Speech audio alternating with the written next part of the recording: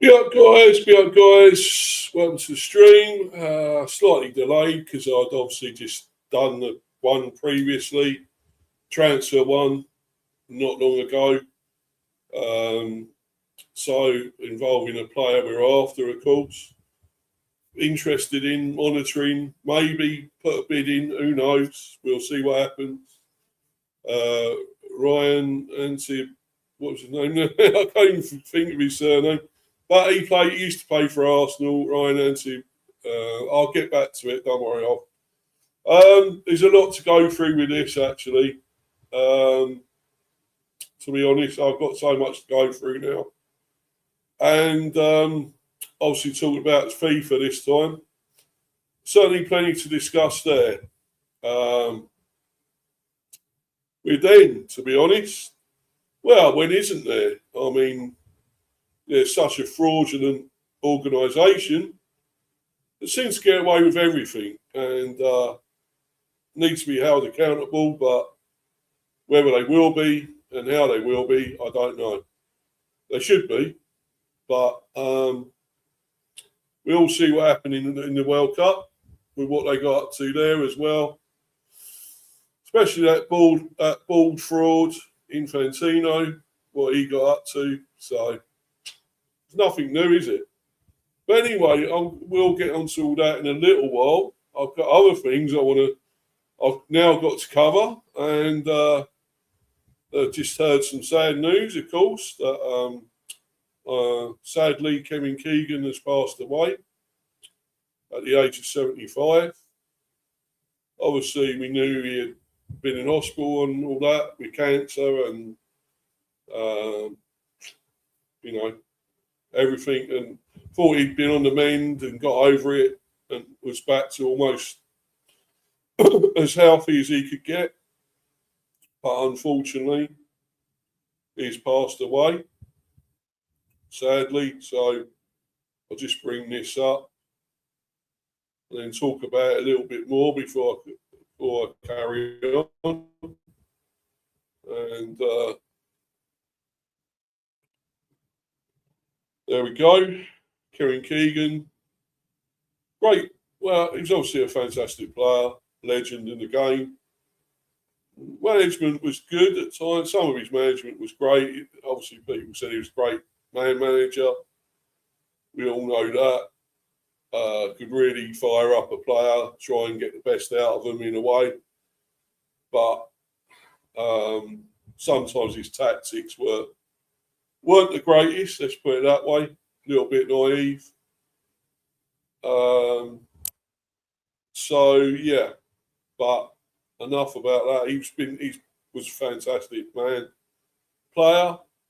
And as I say, the management will not go down as the best, but you can't forget what else he achieved in football and everything. So it's so sad. I'll just read this article out. Obviously, this is in the current bun.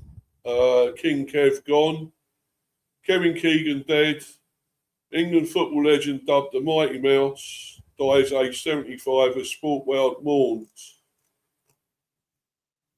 England legend Kevin Keegan has died aged 75. The former Three Lions and Newcastle manager's family revealed he was diagnosed with stage 4 stomach cancer in January after being submitted to hospital with ongoing abdominal problems. Obviously, a lot of photos of him there. Most recently, in those two. Obviously, Sam Allardyce and Pete Graves. This was 1997. When he had a copy of The Sun promoting his autobiography. Keegan, who was last pictured in good spirits in June with pals Pete Graves and Sam Allardyce during the World Cup, has now sadly passed away surrounded by his loved ones, it has been confirmed. In a heartbreaking tribute, Graves wrote this afternoon, "It is with immense sadness that we announce that Kevin Keegan has passed away at the age of 75. The former England player and manager had been battling cancer and was surrounded by his wife and daughters in his final moments.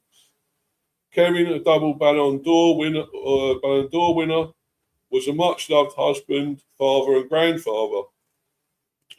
The family would like to thank Kevin's incredible medical team for all their support. This is a hugely difficult time, and they are requesting space and privacy.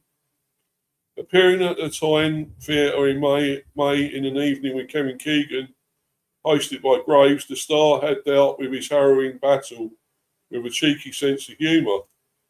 The forward, dubbed Mighty Mouse, had also vowed to say goodbye properly to his beloved Newcastle at the club stadium St James's Park.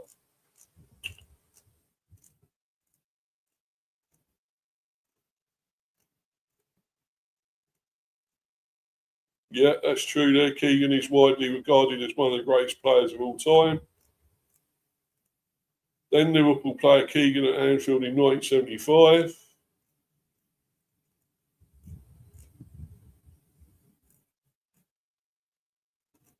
He certainly looked, well, he was happy, but he was certainly looking, I think that aged him a bit more as well. I mean, 75 is still not majorly old. He said, I want to say goodbye. I didn't get the chance when I left Newcastle United last time. The two-time Ballon d'Or winner also described a meeting with a doctor about his treatment. Keegan added, they said we have a top doctor with this new way of fighting what you have got, which is stage 4 cancer. He was a Liverpool supporter, so I went to meet him. I knew I wouldn't be walking alone, if you know what I mean. He left the audience. He told the audience, I want to say goodbye. I didn't get the chance when I left Newcastle United last time.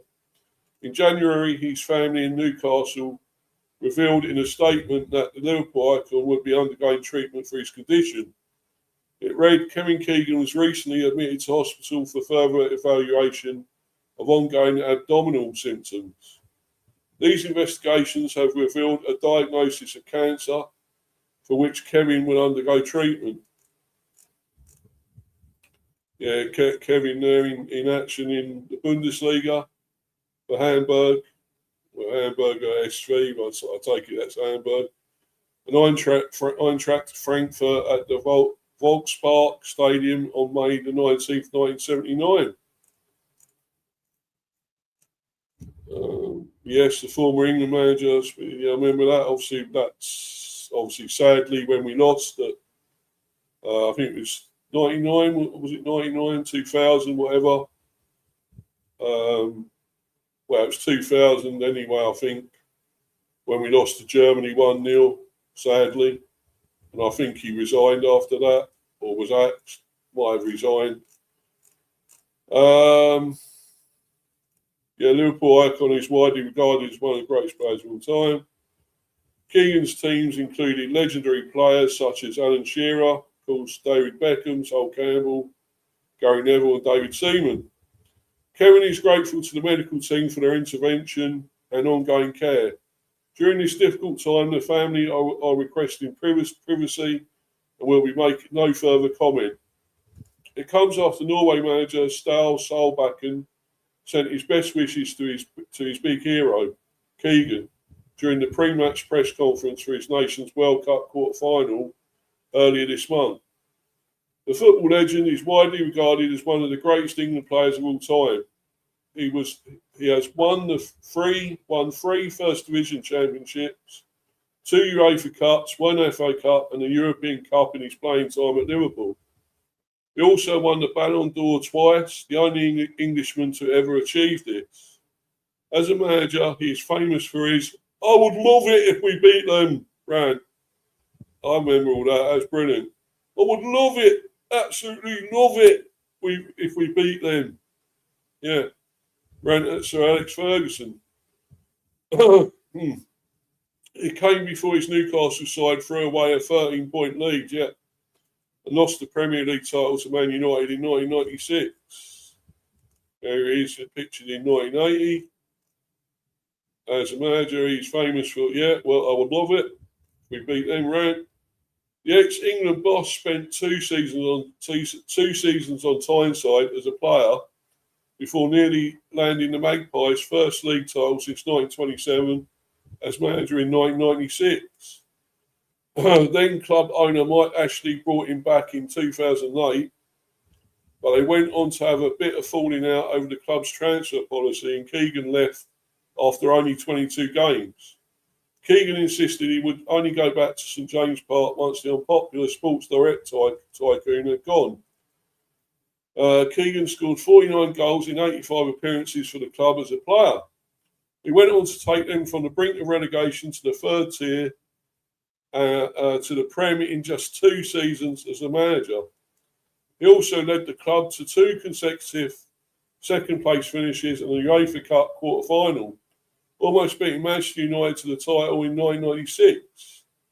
Keegan then took on managing England manager as the full-time replacement for Glenn Hoddle in 1999. His first game in charge saw the Three Lions run out 3-1 winners over Poland in the Euro 2000 qualifying group. The goals came via a hat-trick from Man United's Paul Scholes. The midfielder's feat was England's first hat-trick from a player since Ian Wright scored 4 against San Marino in 1993. Keegan's teams included legendary players such as Alan Shearer as captain, David Beckham, Sol Campbell, Gary Neville and David Seaman. He also handed debuts to Tim Sherwood and Ray Parlour. England were only able to qualify for Euro 2000 via a playoff win over Scotland. At the tournament, the Three Lions were unable to advance to the quarterfinals as they lost 2 of 3 group games. Keegan resigned from the role, role in October 2000 after, I was right then, it was 2000 of course, after losing to Germany in their first 2002 World Cup qualifier. That match was also the final game to be played at the old Wembley before it was rebuilt. In 1991, the football icon was attacked while sleeping in his car next to the M25 in Surrey. He was beaten unconscious with a baseball bat and robbed in the car park. The pundit had stopped for a nap during his long drive back from his Spanish villa. Keegan managed to flag down a passing motorist to call the police and had to get 4 stitches on his scalp after he finally got to hospital. The football legend, who has an OBE, was married to Jean, who he met at 19, and he leaves behind 2 daughters, Laura Jane and Sarah Marie. King Kev married Jean in 1974 after meeting at a Doncaster fair in 1970. Still a teenager, he approached her, but said she had a crush on Man United superstar George Betts. So he chose to lie and say he worked in steelworks as not to sound too flash. Keegan won her over and they married in September 1974. Very, very sad. Our condolences and prayers and everything. Best wishes goes out to the family and friends, his family and friends at this sad time. His sad passing. It's horrible. Very, very sad to hear. It seemed like he was on the make, and he was getting better, I should say, and seemed to be recovering and maybe getting over it, but obviously not. It took its toll in the end.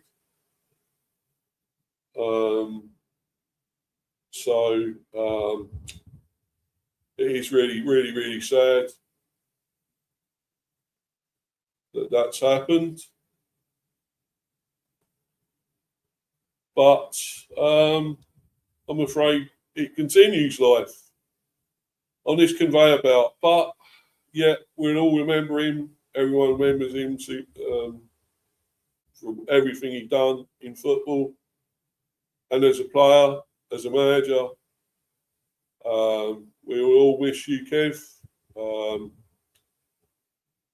You're now looking over us all in heaven, and may the angels and God and everyone be with you, my friend. But anyway, we will have to move on.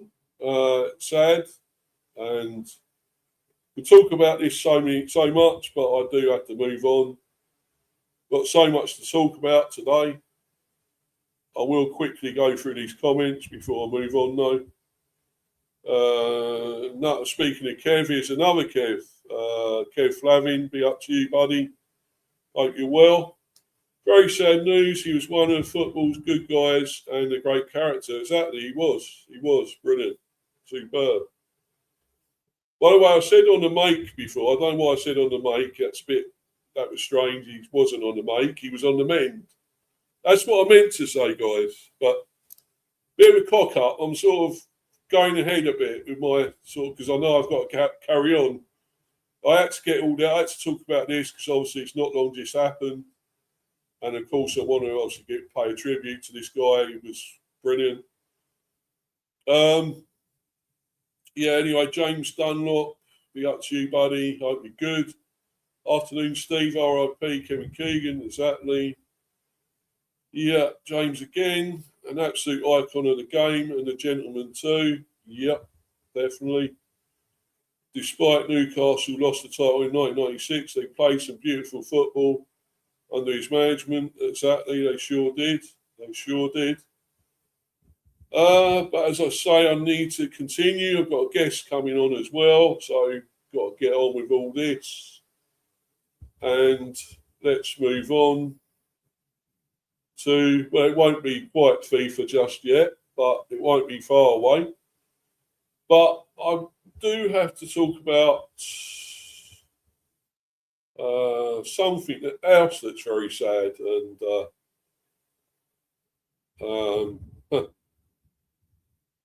that happened to us in the World Cup, basically. We know England went out in the semi-finals to what turned out to be a bunch of kickers and thugs. In the final, a very, very average, really, Argentina side without Messi, really. If Messi wasn't there, what would they do? And he didn't turn up in the final, by the way, either. So, at the end of the day, I did wonder, I'm still wondering why we passed up this massive, great opportunity to knock Argentina out and get to the final. And, well, whether we would have won it, I think Spain were a very good team and deserved to win the final. They were the only team really going for it and actually going out to win the game and not just kick people and try and get players sent off. Like actually Mr. Messi did try to do. Trying to get Cucurella sent off, as we all know, or Cinderella, as I call him sometimes. And we all know he's not innocent himself, Cucurella. But he's not exactly innocent. But Messi was trying to get him sent off for something he was saying, like, covering the mouth, that business again. Because I just think that's a sad, mad, strange rule that you can get sent off for talking with your mouth covered like that under your hand there. We all see it happen. We all see that happen, that players talking with their mouth covered like that. I mean, I don't think you're really going to pick up what they're saying unless you're a very good lip reader sometimes. But I just think that's a madness and stupid, yet another stupid rule for somebody to be, getting sent off. But Messi was trying to get Cucurella sent off. And for me, he went down in my estimations with all that. He's just resorting to what they're doing, the other Argentinians. He's gone to that level. Let's resort to being thugs, dark arts, kickers, trying to get penalties, because they were showed up for what they were against Spain. Spain were a much better team, much better quality. passing, whatever. It's just amazing they didn't score a load of goals because they did have some really great chances, should have got more. And they totally deserved it. The most one-sided World Cup game I think I've ever seen for a long time, that one. And how Spain didn't get more, I don't know. They were the only team that turned up to play in that final as far as I'm concerned. Argentina turned up to maybe contain, be shithouses, whatever, and try and con their way to getting a World Cup, retaining it. And they didn't deserve it, and I'm glad they lost. I wish they'd lost by more. But Spain, give them so much credit. They were the better footballing team. Sorry, I'm just trying. I've got to plug this laptop in now because the power is going once again. Seems to go so quickly, and it's going to die before I can even get this stream finished. So anyway, but yes, so that final, deserved winners, Spain, deservedly.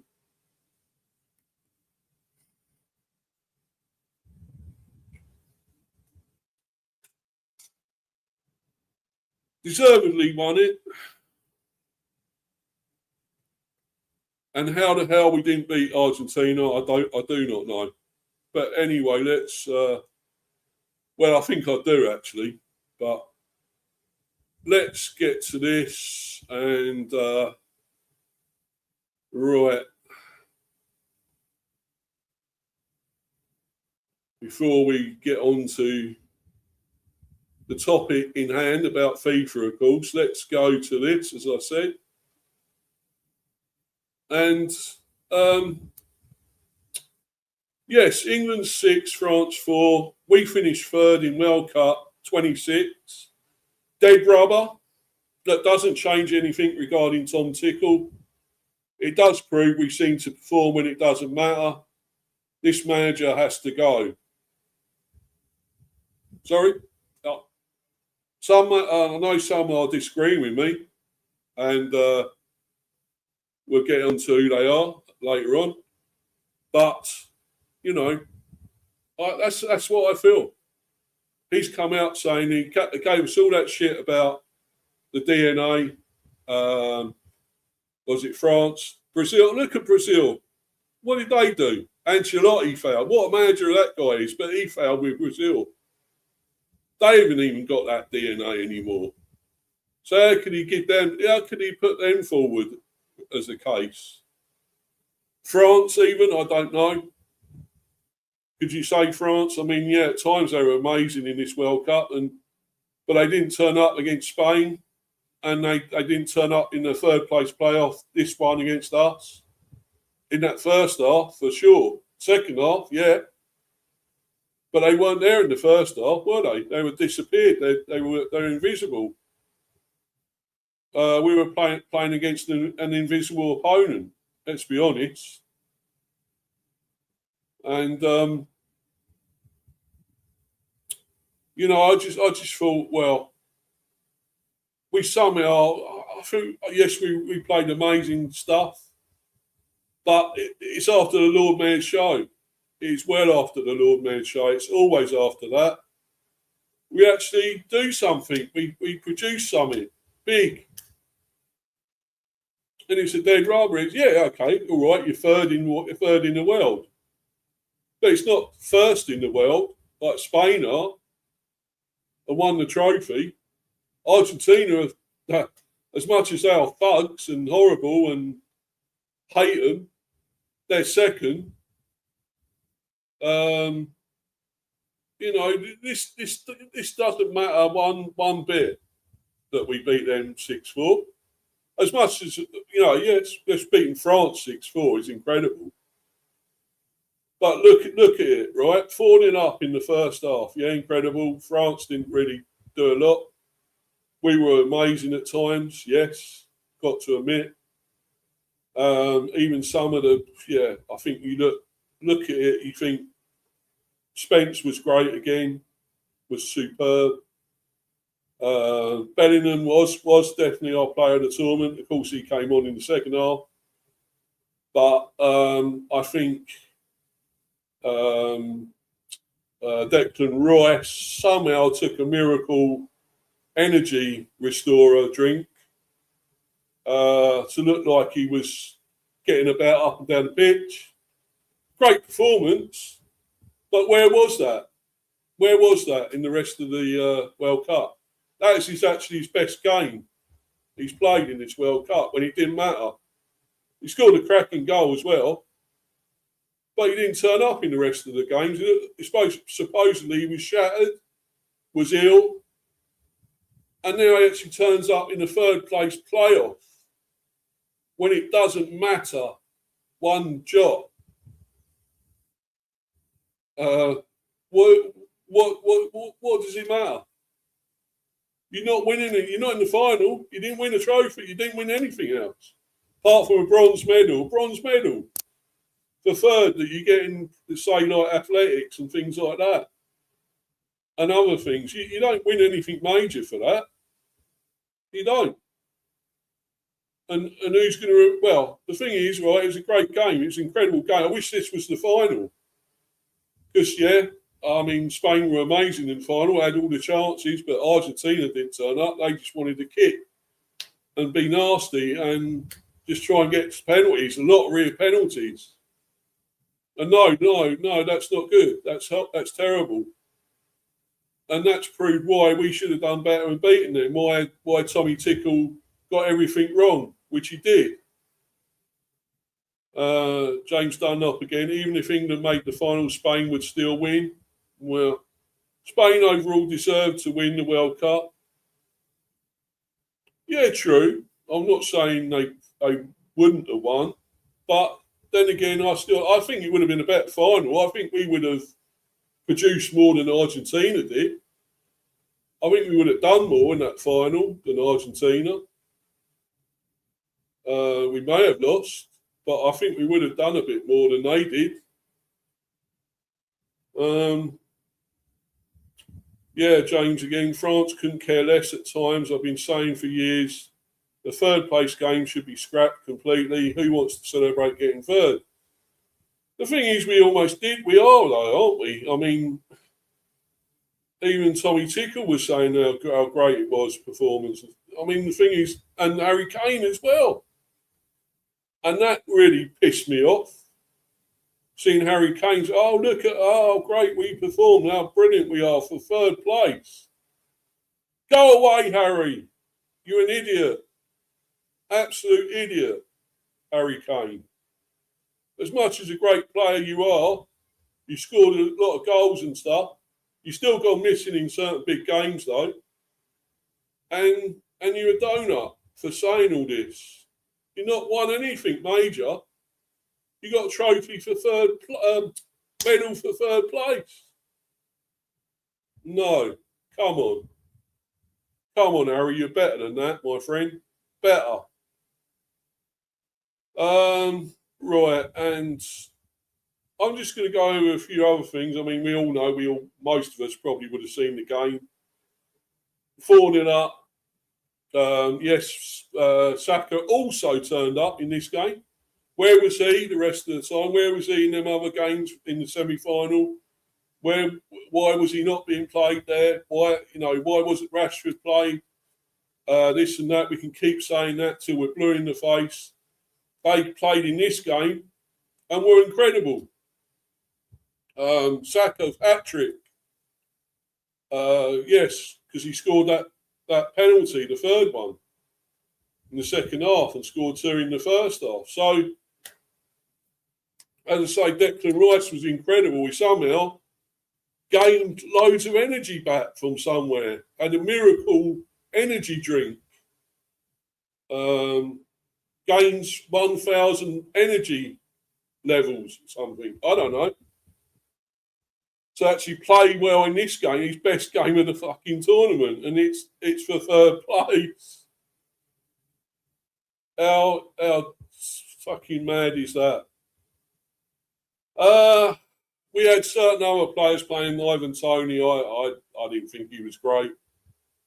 I could see why he's in Saudi Arabia playing myself. To be honest, he's nowhere near the player we used to have at Brentford. No way. And obviously others played. Obviously Spence was great again, I thought. Henderson got his chance in goal. Made some actually really great saves, Dean Henderson. Made some really great saves actually at times. And possibly responsible for us being 4-0 at half time, because though we scored some great goals, we had some great chances. He also made some great saves to keep it like that. Because when you look at it, right, we scored 4 in the first half, yeah? We won that 4-0 that first half. In the second half, we actually lost. France won that second half. We'd only scored 2 in that second half. They scored 4. Right? They would have actually won that second half 4-2. As we only managed to get 2 goals in that second half. That proves it all. They still scored 4, even though we got 6. And that shows up our defence as well. It really does. That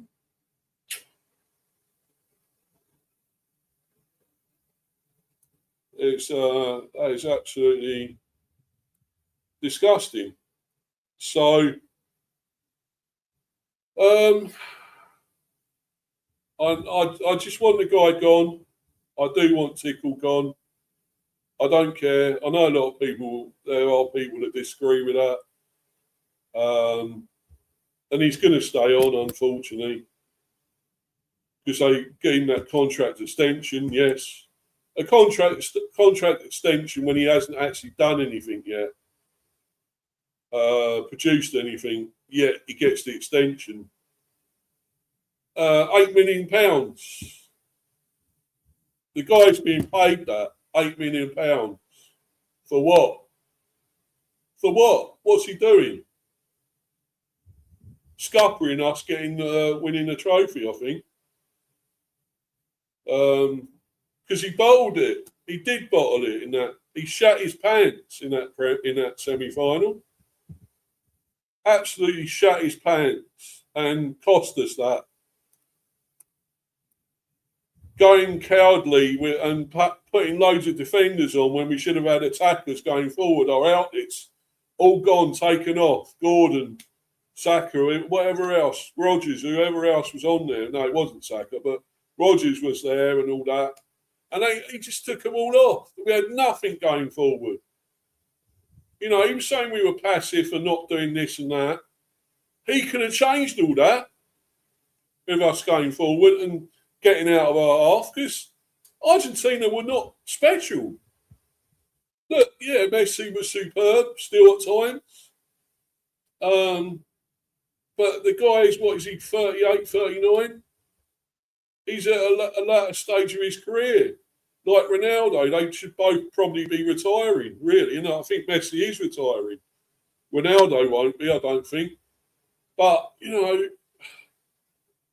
how we make Argentina look better than they actually are. We gifted them that semi-final. And that is unforgivable. I just cannot forgive it. I can't, and I won't forget it. No matter what happens now, with all this qualification for Euros and so forth, all that, I will not forgive this guy and I will not back him. I will not. It will not. I will not have that at all. It's not happening. Even if there ain't many candidates, look, I'm still going to say Eddie Howe. I mean, because I do want an English manager, definitely. But there aren't many others. I've done my string the other day saying about there were a few others. Lampard. I mean, he knows the England setup, Frank Lampard, let's be honest. But it's got to be somebody. The thing is, right, Mark Robins, another one. And Gary O'Neill, yeah, I know he seemed a bit far out and outside the box and this and that, but you've got to have who's not a yes man, and that seems to be the requirement with the FA. You've got to be a yes man to fit in. They're controlling you still. And I think that's the problem. It's still the problem. They've got to get somebody in who won't take what the FA are telling them to do. And there's nobody that seems to do that, which is the terrible, horrible thing. I would definitely yes, we have to go foreign again. Yeah, I would say Pep Guardiola, definitely. Even Unai Emery, I came out with thinking of him. Unai Emery, why not him? But yeah, and it is terrible. But I just want Tickle gone. I really do. I really do. And I'm also going to try and bring up now the players that were left behind that would have made a difference, would have made an absolute difference. Because I still see people saying, "Oh, the ones that were left behind that could have done something." But yes, people are still saying Foden. He's not good enough. He didn't do anything all season. For the greatest ability he's got and things he's supposed to have, he was shit for Man City. Done nothing. Done absolutely nothing for Man City. So I'm going to try and bring this up of all the players that we could have took that would have made a big difference. And, we're left behind. I mean, I agreed, that's one thing I agreed, but certainly one thing I agreed that he done right was not bring Foden. Because he's just done nothing. For an incredible player that he is, he's done nothing. I totally did agree with that. And Palmer, because the problem is Palmer weren't properly fit. Then again, he's brought other players that weren't fit, didn't he? He kept bringing them. I don't think Saka was properly fit. I'm not sure Declan Rice properly fit at one stage. Some of the others, John Stones, not properly fit. Reece James definitely not always fit. We know that. Several others he brought that weren't fit and weren't, or not even good enough to be in it. And hardly any of them played up. The one that turned out couldn't play in the end was Mainu. And he probably should have played, Kobbie Mainu. He should have played, but again, apparently he was injured or something for that final. He would have third place playoff. Otherwise, he would have played. But he didn't get a chance in any of the other games. It's fucking terrible. It's absolutely disgusting how you could bring a player like him and not even play him. And now only last till a couple of games or so, he even played Watkins and Tony. When they could have got games elsewhere and, chances. So it's just absolutely terrible. It's unforgivable, guys. It really is. Because how you ignore these players that are on form once again, how can you do that?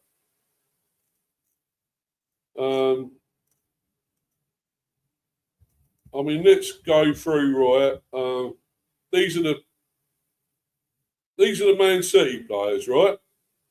So Trafford, I think he was there, wasn't he? Yeah. For England. Gahey, obviously.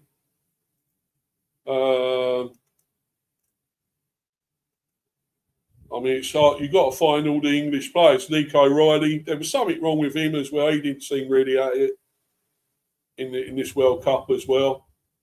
I do rate the guy, the young man, but I think he's brilliant, but he wasn't quite at it. Rico Lewis seems to be forgotten about. He played for England for quite a while, don't forget, for quite a few games under Southgate, I believe. Yes, Calvin Phillips, another one. Was another one that used to get a few games for England, didn't he? You all remember him? Yeah, Elliot Anderson, I thought had a really good World Cup. I really did rate him there. He was really good. Elliot Anderson, very good. Obviously, Grealish, they didn't take him.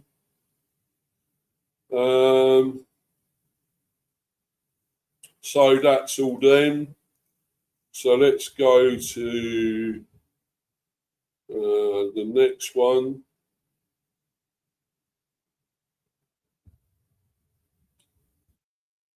I know I got Man City above Arsenal here, but it was because it was Arsenal who were top, of course. But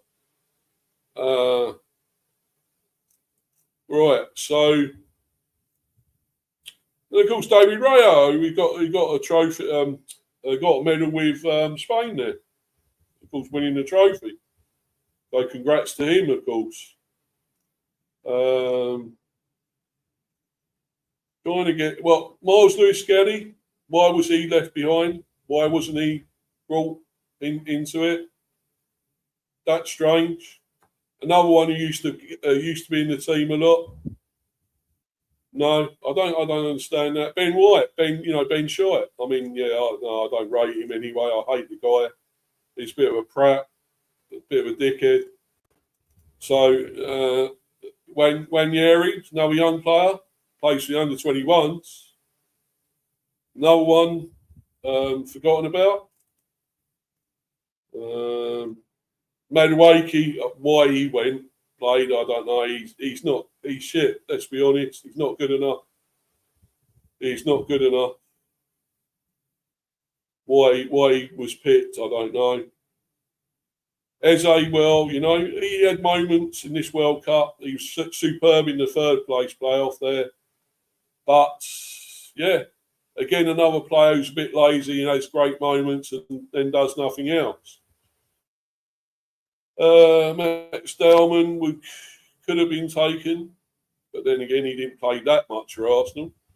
We all know why. So I'm just trying to go through them all here quickly, guys,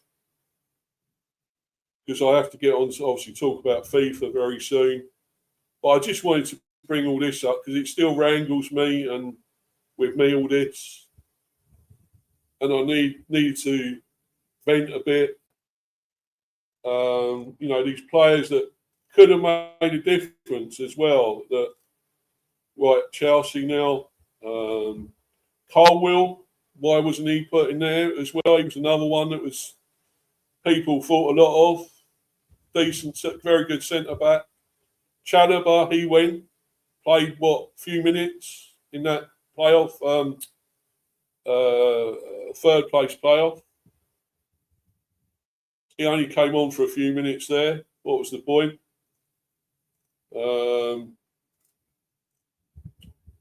Of course, Reece James wasn't really fit anyway. Hardly played for Chelsea, let alone should be playing for England.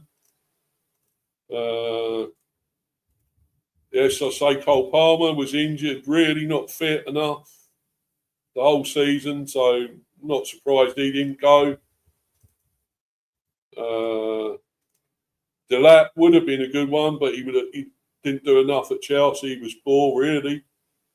Didn't produce enough. He could have gone. He could have gone, a young striker, of course, but didn't really set the world alight at Chelsea, did he? Unfortunately. Liverpool now, and as I will say, Rio Ingamara, for me, could have gone. I know, We've had Joe Gomez playing for England before. Why was he overlooked? Very good centre back, actually. Joe Gomez. Let's see who else there. Harvey Elliott is actually good for the under-21s. Another good, very good player. But yes, Rio and Gamara for me. He's another one we should have gone with. He looked great. Look, in that friendly against New Zealand before the World Cup started. We had the friendlies there, 2 of those. He looked amazing against New Zealand. Why wasn't he in that full squad? I think he's 16 or something. He was incredible. He looked amazing. Yes, it was only New Zealand, but he was going past them, crossing, pace. You know, had that extra, you know, bit of skill. And yet he was alert, and he was playing well for Liverpool. They played him a lot. I remember him playing against Brentford. I don't know how we dealt with him half the time, you know, in that last game of the season. So, I don't know, guys. It's mad.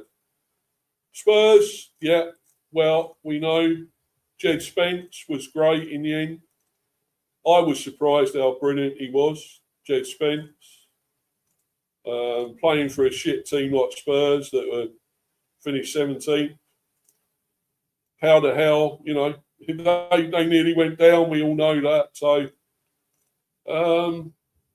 but he was actually amazing. He was amazing for us.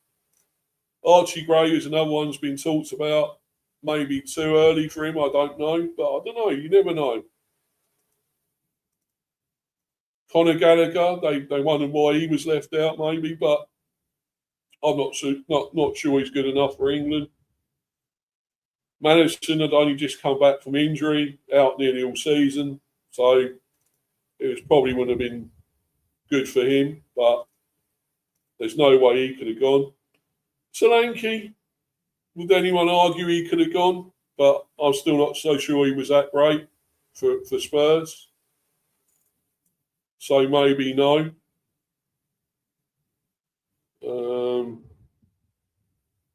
Man United. Well, anyone there? Well, yes, we had Mainu, who should have played, but didn't. Anyone else that could have gone from here? Yes, of course, Harry Maguire. Why was Harry Maguire dropped? We still don't know that. Still can't work that one out. How great, awesome he could have been at the back. He's hardly let England down and was dropped. Strange, isn't it? Didn't go. Kobe Mainu should have played, but didn't. He was taken. Yes, Rashford. How about Rashford? Why didn't he play in the semis more? Why didn't he get a chance? Look how good he done in that playoff, third place playoff.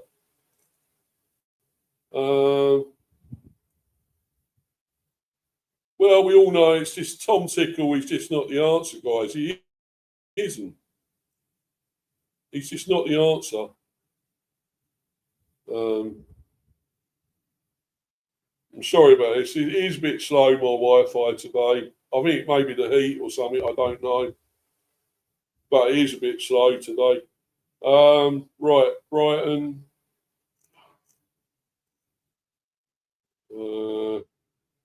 Of course, Jason Steele was there, and he got the bronze medal. Went there with England. Lewis Dunk, another one. Why didn't he get a chance? Why didn't he go? He could have done really well with England. And another one, this young man, Jack Hinchelwood, defensive midfield. Well, yes, defence and midfield he could play. And yet he was overlooked. He was having a great season as well at Brighton. How could Tickle overlook him? Strange. Right. And of course, Danny Welbeck. Danny Welbeck could have gone, scoring lots of goals for Brighton. Yes. Another one that could have made a difference. Hey. We're saying this in hindsight, but I was saying it at the time, actually. Why were these players overlooked? Why? Newcastle, of course, unfortunately, Nick Pope no longer in good form. That's why he hasn't been picked for England. But Lewis Hall, another one overlooked. Fantastic player. Left back, we could have done with him. No, wasn't taken. No. Harvey Barnes, another good player, left winger. Could have been another good player to bring on or play. No, left at home. We're going through all these, and there are players that could have made a difference. Right, Aston Villa. Well, we know Rogers went. Morgan Rogers. And he done well at times. I think that mainly that third place playoff he looked really good in.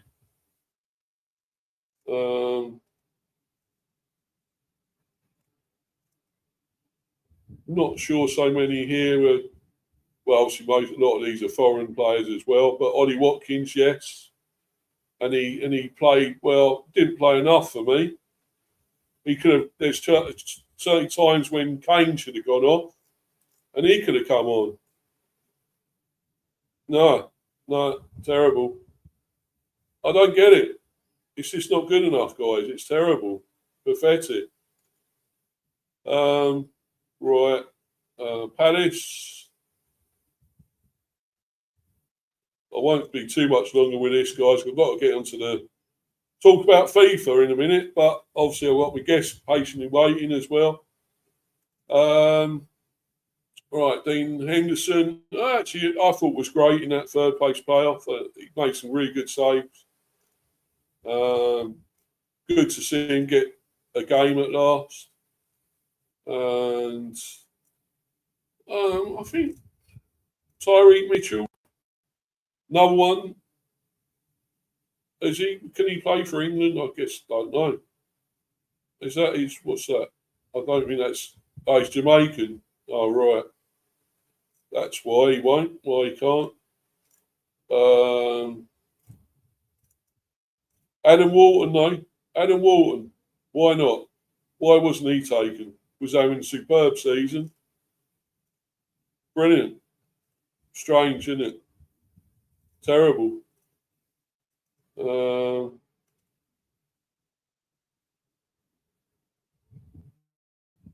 Right, let's go on to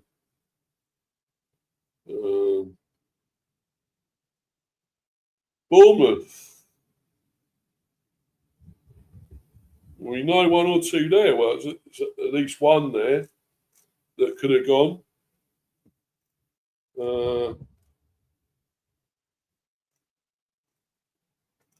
Well, Alan Smith was thought of, I think, at one stage. Max Aarons, very good players. But Alex Scott, why didn't he go? He was great. Had a great season for Bournemouth. Strange, absolutely strange. And but there we go. That's Tom Tickle for you. And let's go. Well, we're going to Brentford where we know Jordan Henderson. When? Forest, though. We certainly know one or two there that, well, obviously, one that was still playing for him went at the time, Anderson. But how the hell did Morgan Gibbs White not get there? Well, how did he not get there? He was on absolute fire, and yet he didn't make it. Absolutely disgusting. Disgusting from Tom Tickle. I'm sorry. He had a superb season. He could have made a difference, big difference there. No, I'm sorry. I just do not get it with this guy. He's an absolute idiot. German Waddy for me, I'm afraid. And Everton, right. Sorry, guys, won't be much longer with this. Huh?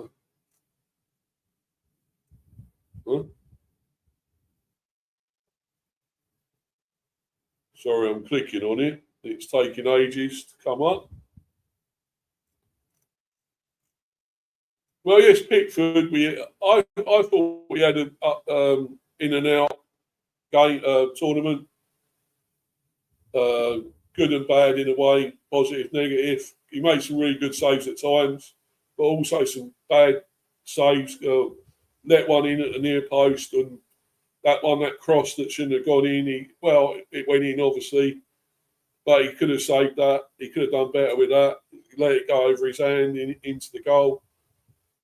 He wasn't at his best. I think maybe, I would say maybe time to move on, but I don't think he will. I think he'll still be the England captain, goalie. Branthwaite, how about him? Why wasn't he thought of? Had a really good season. Tarkowski's played for England. Now forgotten about Michael Keane. Or is he Irish?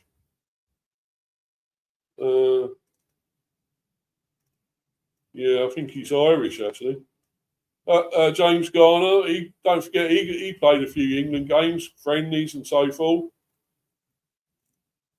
With a lot of those others, Scott and whatever, he played with it in games with them and all that, and he was also discarded, James Garner, in the end. When it looked like he was going to go for all money, he was going to go to the World Cup.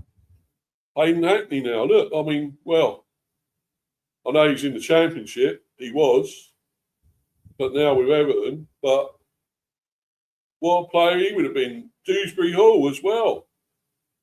Another one.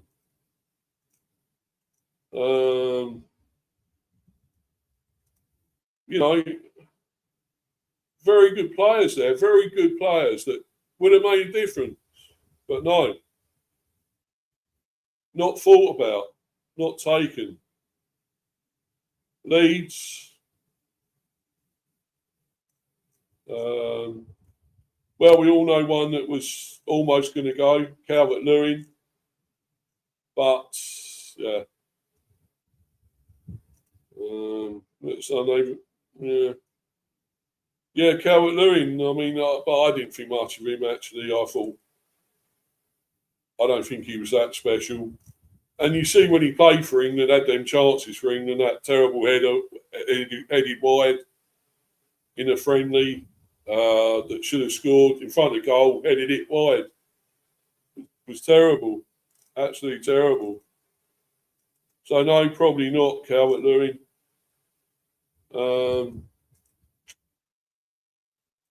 Anyone else there? No. Not really. Although I thought they were solid defensively, Leeds, most of the time last season. I think you had Sam Byron. Byron's been thought about. Another left back, possibly him, maybe. I think he had a decent season. James Justin as well, pretty good. Although it's saying he's plays for St Lucia, St Lucia or whatever it is. So maybe he can't play for England. But yeah, still a few good, one or two decent ones there. Longstaff was another one. How about him? Sean Longstaff, or what, you know. Sunderland. We're nearly getting there, guys. I've just got Sunderland and Fulham to do, and then we'll carry on. Anyone there? Dan Ballard, we had a good season. Centre back. Maybe him. Don't know. There are quite a few here, though. There are a few that we could have had, you know. Would have made an absolute big difference to games. No one else there, really. Let's move to going to Fulham now. Sorry, it is going slow. I apologise, guys. It is a bit low today. This laptop. Right, so Fulham.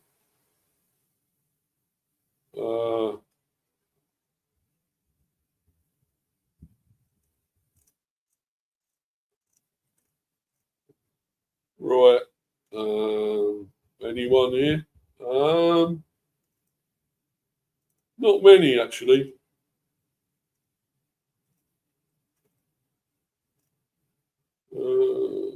Well, Smith Rowe is really not the player he used to be. So obviously he couldn't really go.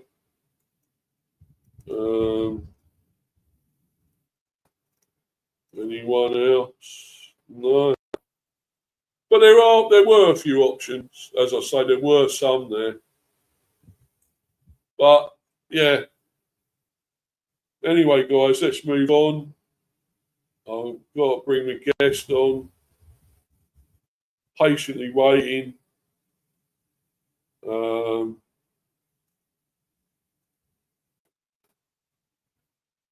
Obviously, rating the players as 3 lines secure best World Cup finishes since 1966. Yeah. What, third? Yeah, okay. Whatever. Bukayo Saka hogged the headlines in a deeply confusing England performance on which very few judgments should be made, but we're going to do it anyway. The 3 Lions secured their second best finish ever at a World Cup, with a 6-4 win over France in a game that was great fun, but only emphasised what a nonsense occasion the bronze final really is. We can't recall seeing a team less arsed than France were in the first half when England ran amok. Then when France fancied it, presumably prompted by a rocket fired up their derriere by Didier Deschamps, they should have equalled England's 6-goal haul. The feeling at half-time for many fans and pundits was utter frustration after watching England tear through France following their meek surrender to Argentina, but these were not comparable games. We're really not sure what this was. Anyway, here's how we rated the England players. Dean Henderson, one very good first half save to deny killing Mbappe, while the France star sought to pad his golden boot stats before Henderson played an important part in the third England goal.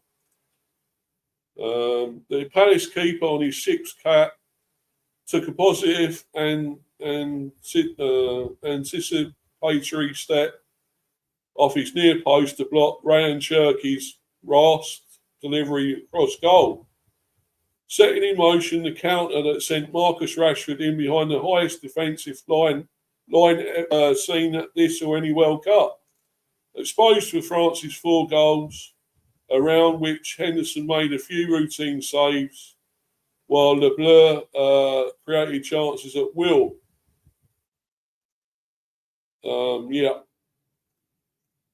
Gerald Kwanzaa back from suspension to pocket Desiree Doué. Yeah, an achievement only tarnished slightly by the France winger popping himself in there, but before he was one of 4 hooked at half-time by Deschamps. Bradley Barker was rather less submissive. The substitutes put Kwanzaa for dead when France halved their deficit. Ezri Konsa shook off Adrien Rabiot's first half-assed marking to head home his second England goal. I don't know why Rabiot's in their team. I really don't. I don't get him. He's shit. One of the few times Konsa broke into something above a canter in the first half. His second half got off to a bad start when Konza lost track of Mbappe for the France stars first and was bamboozled by the link-up between the World Cup's highest ever scorer and Michael Olise for the third. Marc Guéhi cruised through the first half and wasn't responsible for any of the France goals, though he wasn't around to affect any of them either, which almost sums up the confusing World Cup for Guéhi. He started as third choice centre-back and finished as first choice despite leaving many unconvinced. England's best worst centre-back, as Gary Neville might say.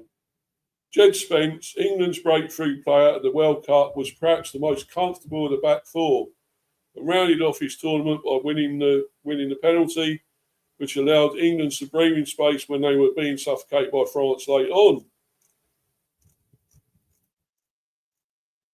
Declan Rice, rewarded for making a start that must have burned what few bridges remain between Tickle and Arsenal fans with the captain's armband, and an early goal that highlighted how unfussed France were. Rice intercepted Desiré Doué's poor pass just inside the French half before being allowed to carry the ball 30 yards to the edge of the box and shoot under no pressure whatsoever, becoming the first Premier League player to score for England at this World Cup.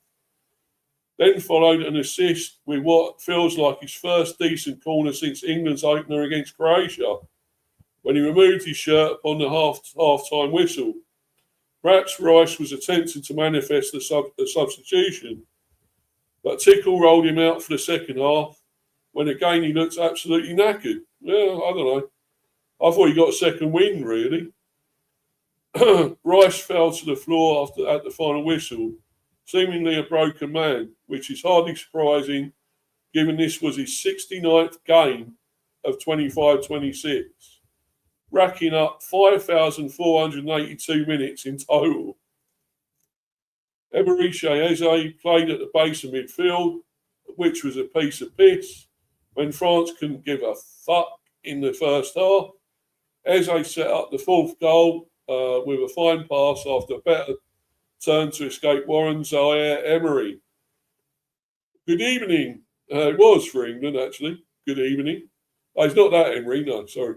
He would surely have done more to prevent it had he not been thinking about the beach he's heading for. Once France woke up, Eze was a passenger. Morgan Rogers, the £117 million man, went to Chelsea, of course. Well, he's going there. 117 million. Well, mad, isn't it? Started in the number 10 role, but struggled to have an impact, even in all the space France afforded in the first half. His most tangible impact came once moved to the left when Bellingham came off the bench, with Rodgers sending through the overlapping Spence to win a penalty. Bukayo Saka, with Saka starting alongside Rice, we have to assume that Tickle hates Arsenal. Yeah. Saka's selection is marginally the funniest, most infuriating delete as appropriate, given he wasn't fit to start the semi-final, but was suddenly fined for this nonsense affair. Yeah, exactly. In keeping with such, Saka then helped himself to a hat-trick, capitalising on France not giving a single fuck, in the first half to score a brace before his only contribution of note in the second period was a penalty, for which, laughably, he remained on the field to take. Still, a fun way to end a wretched tournament for Saka. Marcus Rashford, given 45 minutes in his 24th tournament game for England. Luckily, the half in which France appeared to give not a shiny shit, or shiny shite even. Rashford had a good early chance block before he burst into the 80 yards behind the France defence to tee up Saka for his first, but only after the Barca cast off wasted a one-on-one with Mannion, the goalie, obviously. Prior to that, Rashford sought the goal of the tournament by nutmegging Zaire Emery before unleashing one of his dippers that was well saved again by Mannion. Ivan Toney standing in for Harry Kane. Tony failed to make contact. He was poor, I thought. It was only clear sight of goal just before the break after being teed up by Rashford, which summed up the sharpness of a player who looks like he spent the last 2 years in an exhibition league. Exactly. Substitutes Ollie Watkins for Marcus Rashford, 46. His first contribution was to lose possession to Upper Meccano, prompting the break that gave France and Mbappe their first goal. Looked poor in comparison to Rashford, largely because Malo Gusto decided in the second half not to work from home. Jude Bellingham for Tony, 79. Should have had a goal within a minute coming on, but tried to walk the ball past Manion. Then decided in doing just that in the last action of the game to secure the record of England's highest score in a single tournament. Brilliant player, Bellingham. World class. Our player of the tournament, I think. Hilarious that Tuchel left it so long before attempting to firm up his midfield. Elliot Anderson, of course. Reze in the 79th minute. Yeah, Tickle, yeah. Reece James to Kwanzaa, 83, had 7 touches, none of which we can recall. Trevor Chalobah for Gaye, 93rd. Chalobah's late cameo left the injured Mainu as the only outfield player not to feature in the tournament. Still had time to be turned inside out by Osman Dembele. And that's it, basically. But it was a joke how well we done in this dead rubber and didn't turn up when it mattered. And a lot of that is still down to the manager, I'm sorry.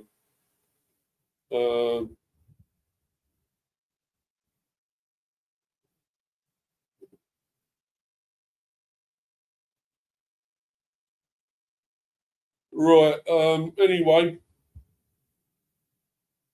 Anyway, guys, I'm gonna get on with the main thing, the main sort of topic. Right.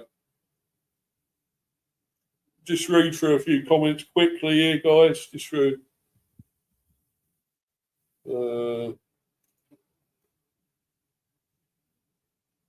Right. Did I read this? I think I did, didn't I? France couldn't care less at times yet. Yeah, I read all that. We'll take Tickle if you want, and you can take Roberto Martinez for the England job. Yeah. We definitely don't want him either, mate. No, you can keep him. You ain't even got him anyway. What are you talking about? You've got what are you talking about for Everton? Well, you got bloody what's his name, haven't you? Bloody Scotty manager. But anyway, absolutely, mate. Argentina were there for the taking. Exactly, they were 100%. Argentina were too reliant on Messi. Yeah. Do you think Maguire should have gone? England's defence overall was an issue. Exactly. Maguire should have gone. Definitely. Don't know why he wasn't. Yeah. What I mean is you got Moyes there, James. So why? I know what you're about Martinez, but anyway, he was poor. Well, he Portugal. He wasn't great, was he? Manager there. Yeah, Pickford hardly had a settled backline in front of him this tournament. Exactly. True as well, 100%. Danny there. Yeah. James Dunlop again. James Garner should have been called up. Yeah, in my opinion. Branthwaite, however, wasn't fit enough to be called up, and rightfully so left out. Yeah, probably, but I still rate him. We'll take 2 Tickle for Scott. Oh, right. The Tickle for Scotland, I mean. Yeah. And we still haven't got a manager after Clark left. You'll probably be better off without him anyway, Clark. Let's be honest. He's pretty shit, wasn't he? So defensive. It's amazing, isn't it? It's incredible how bloody defensive. I mean, you think Tickle's defensive. What about fucking Clark? But yeah, that's that basically. And we did get third, but it counts for nothing, guys. Anyway, I'm going to get onto the main one. And I will still say Tommy Tickle to go. I don't care. I just want somebody else. I've just had enough. I know there's not any real proper other candidates at the moment as such. I still want an England manager, but it probably won't. We won't get it. But who knows? Anyway, I'm going to move on to talk about the fraudulent assholes that are FIFA. Let's get on to talking about them. So I've got a few articles. Where should I start? Well, anyway, I'll say what's on this banner first. FIFA fraudulent, deceitful, disrespectful, corrupt. Infantino should go on trial now. He has finished kissing Trump's ass after World Cup 26. FIFA must be held accountable, but will they? Before I go into any of these articles, I will just try and see if Manny's here, because he's supposed to be my guest today. So I'll see if he is there to bring on. And then I'll go into these articles a bit more. But I had a hell of a lot to get through there. And I apologise to everyone. But I had so much to get through. Obviously with Keegan thing and all that as well, he's passed away. And talking about England, which I had to. I just done my head in again. And I'm still not backing Tickle, and I won't back England until it changes. So that's it. But I'm afraid I've got somebody here who still believes in Tickle as manager. If he's there, I'll see. Are you there, Manny?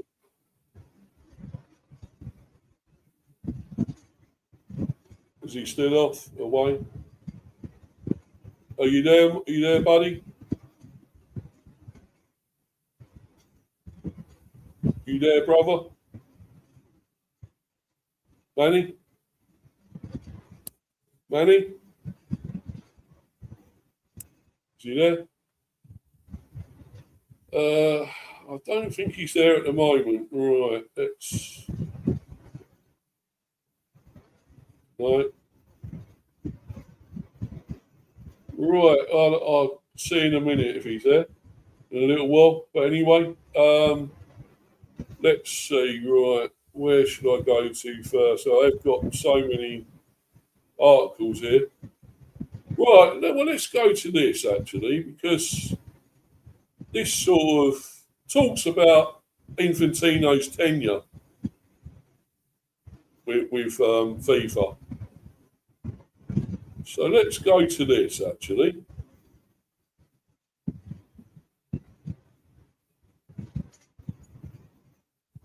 Yes, right. Infantino's FIFA, 10 years of power, politics and so-called ethics. At a conference on sports integrity in Cali, Colombia, Stanis Ellsberg examined Gianni Infantino's first decade as FIFA president. Well, is Gianni Infantino known to us, but to that dickhead Trump, he's Gianni Infantino. Johnny. That guy is an absolute dick brain. Absolute fucking idiot. Overgrown Oompa Loompa. Calls him Johnny. Okay. It's Johnny. Hey, Johnny. Fuck off, Trump. Idiot. Prick. Twat. Anyway, Infantino promised reform, transparency, accountability, and a new FIFA. 10 years on, Infantino's FIFA is instead defined by political proximity, weakened scrutiny, and an increasing alignment with state power at the highest levels. Let me take you back to a moment when world football stood on the edge of collapse. In the early hours of May 27th, 2015, Swiss police entered the bar at Erlach Hotel in Zurich when FIFA officials were staying ahead of the annual Congress. The operation was carried out at the request of the US Department of Justice, the FBI, and the IRS criminal investigation. At almost the same time, the FBI raided CONCACAF's headquarters at Miami Beach. 7 senior football officials were arrested in Zurich, and 14 FIFA officials and associates were charged by US authorities. The charges included racketeering, wire fraud, money laundering, and large-scale bribery schemes designed to enrich football officials through the corruption of international football. The sums initially exceeded $150 million and later rose above $200 million. For many, the arrests felt dramatic and sudden. In reality, it had been years in the making. As early as 2009, US authorities had begun building their case. At the centre was a man named Chuck Blazer, a FIFA Executive Committee member, General Secretary of CONCACAF, and Executive Vice President of the US Soccer Federation. Faced with overwhelming evidence of tax crimes and hidden income, Blazer agreed to cooperate. He became an undercover informant for the FBI and US Department of Justice and secretly recorded conversations with football leaders using a hidden recording device. These recordings, combined with years of investigative work, revealed in remarkable detail how money, influence, and decision-making worked at the highest levels of world football. Blazer later pleaded guilty in 2013 to bribery, money laundering, and tax evasion, and was banned for life from football. But Play the Game, this investigation also became a small but meaningful moment of recognition. We later learned that 2 of the lead US investigators had used our website as a source when they began studying FIFA and international sports politics around 2010. I mention that not to overstate our role, but because it reflects the atmosphere at the time. For years, the type of information and criticism promoted by Play the Game had been dismissed by sports leaders as negative or unhelpful. Yet when investigators sought to understand football politics, this was exactly the kind of material they turned to. Journalists were key in chasing the bad men. None of this would have been possible without the journalists, and their role can't be overstated. Over many years, they had uncovered the flow of money, exposed the underlying networks, and documented how wrongdoing and corruption were structurally embedded in the system at FIFA. Among the journalists who spent years documenting the system, one stands out, Andrew Jennings. For decades, Jennings investigated corruption within both the International Olympic Committee and FIFA. He was often dismissed, ridiculed, and ignored by those in power. But over time, his work proved to be accurate. Jennings described his work in very simple terms. When his children asked what he did, he answered, "I'm chasing the bad men." He confronted football leaders directly, following them, challenging them in public, and refusing to accept silence or evasion as answers. One moment captures Andrew Jennings particularly well. It took place at the Play the Game conference in 2011. Jens Sayer Anderson, the founder of Play the Game, has told me this story many times, and the exchange is in fact on video. So I went back and watched it before coming here. Jennings had just delivered one of his characteristically uncompromising presentations, arguing that FIFA had come to display traits that were comparable to organised crime. A mafia gang. Yeah. In the audience sat FIFA's newly appointed communications director, Walter Di Gregorio. At one point, Andrew Jennings spotted Walter Di Gregorio in the room and called him out directly. In that unmistakable Jennings style, he asked, "How much are they paying you to come and spin for Blatter?" Of course, he was still there at the time, Sepp Blatter. Blatter was the FIFA president at the time. Walter Di Gregorio pushed back strongly and rejected the comparison between FIFA and the mafia, arguing that the mafia was something else entirely, something linked to violence and death, and that it was disrespectful both to victims and to FIFA to make such a comparison. Two different understandings of accountability. That moment crystallised a deeper question that would become central in the following years, and one that still matters today. Was FIFA a legitimate institution damaged by a few corrupt individuals, or was corruption embedded in the system itself? It also exposed two very different understandings of accountability. One insisting that those in power must be changed directly and publicly, the other believing criticism could be spun away, managed or dismissed. But Jennings did more than just write about FIFA and criticise their leaders in public. He also literally went after the people who embodied its power. One of those he returned to again and again was Jack Warner, then FIFA vice president, CONCACAF president, and one of the most powerful men in the game. According to the US authorities, he was central to networks involving bribery, racketeering, wire fraud, money laundering, and well-cut votes. And Jennings pursued and confronted him repeatedly. Let me show you a brief clip. When I watch that clip and revisit the history, what stands out to me is what it reveals about the wider culture in FIFA. A football elite that did not expect to be questioned. A culture of impunity, a system where scrutiny was treated as an intrusion rather than as a democratic necessity. Fortunately, persistent journalists continued their work.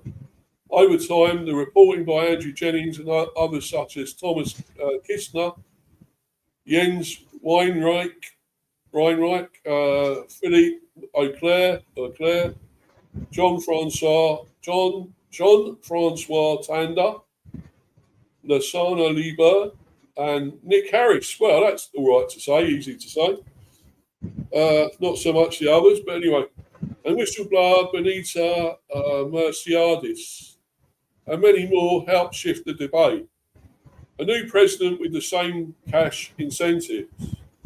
At the top of FIFA stood Sepp Blatter, FIFA president since 1998.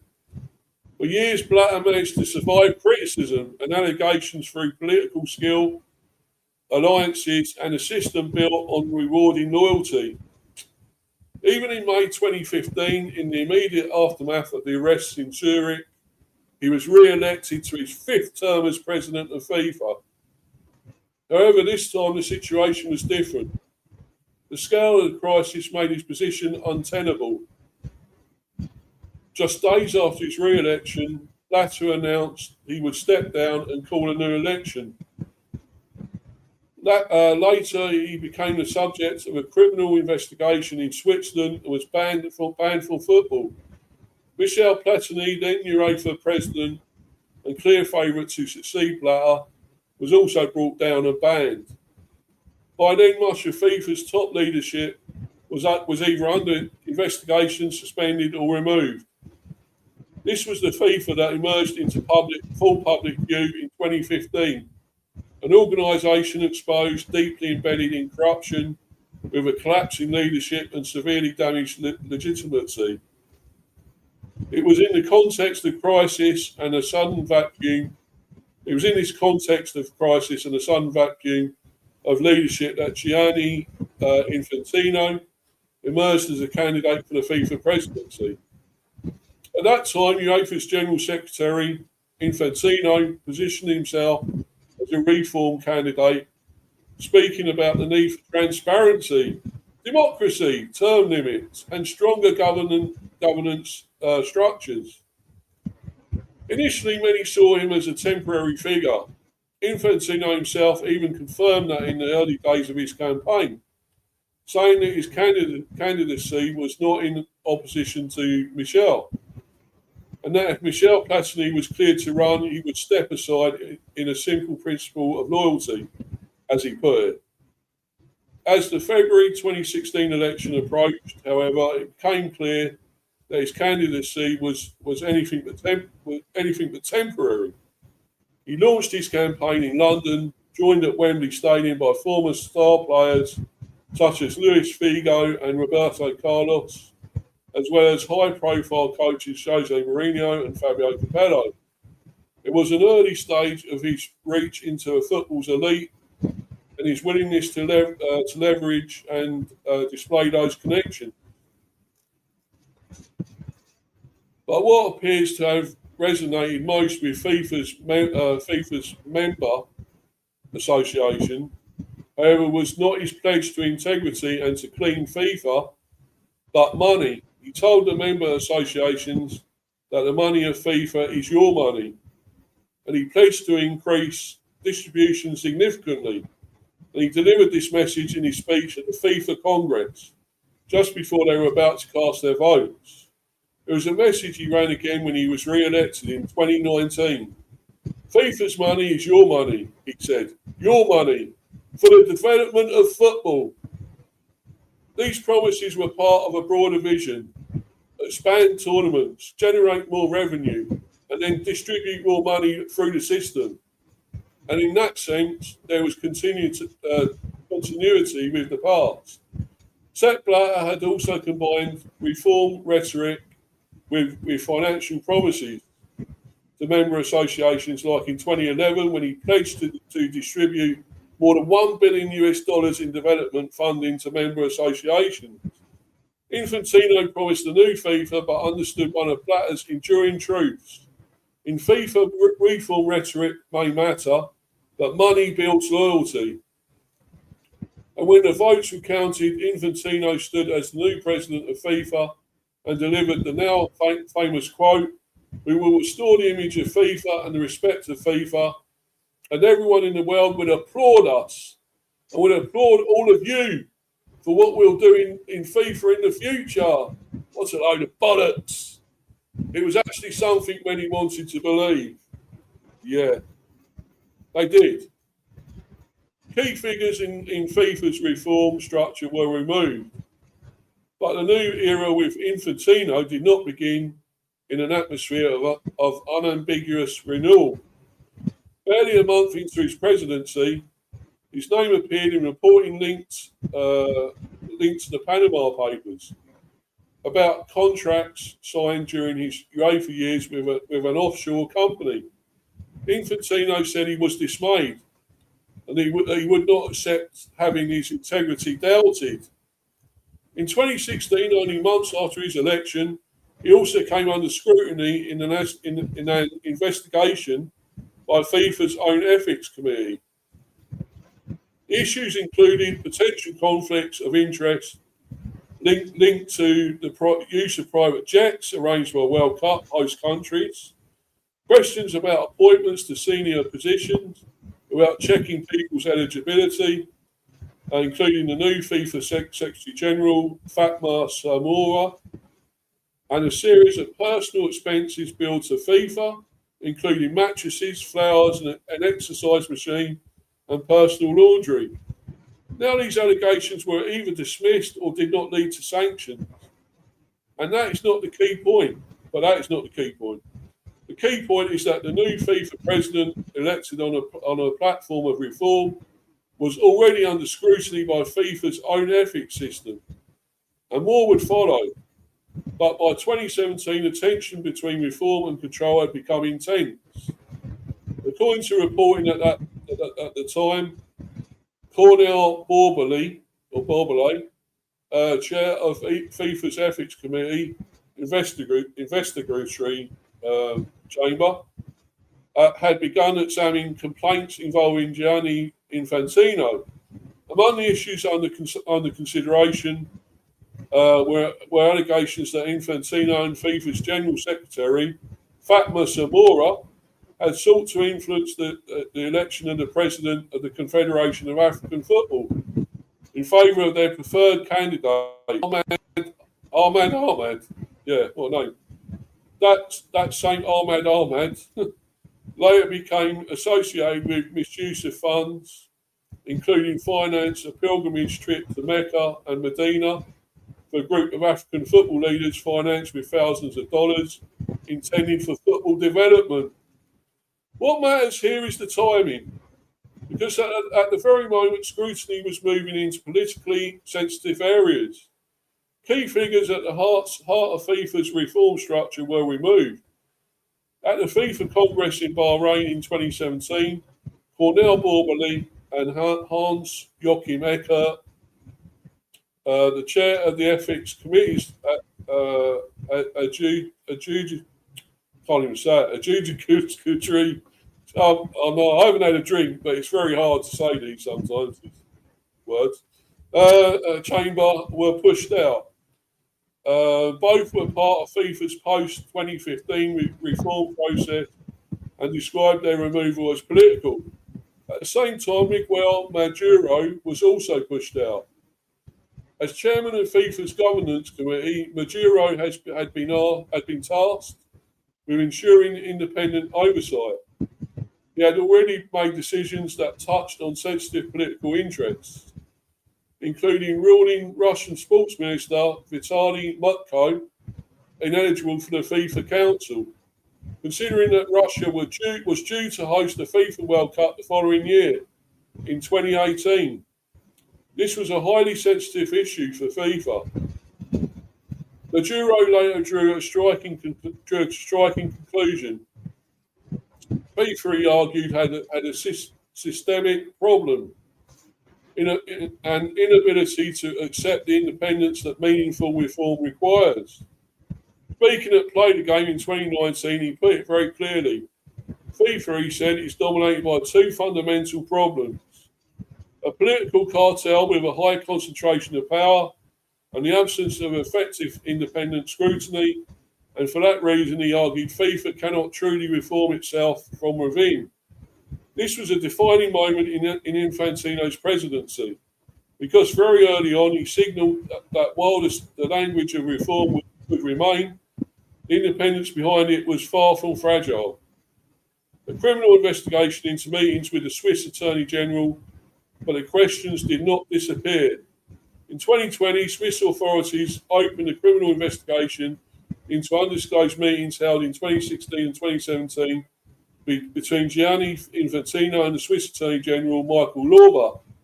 At the time, Lauber was overseeing several FIFA-related investigations, including the case concerning Sepp Blatter's alleged transfer of around 2 million Swiss francs to Michel Platini in 2011. The case raised serious questions about transparency, conflicts of interest, and the integrity of ongoing FIFA investigations.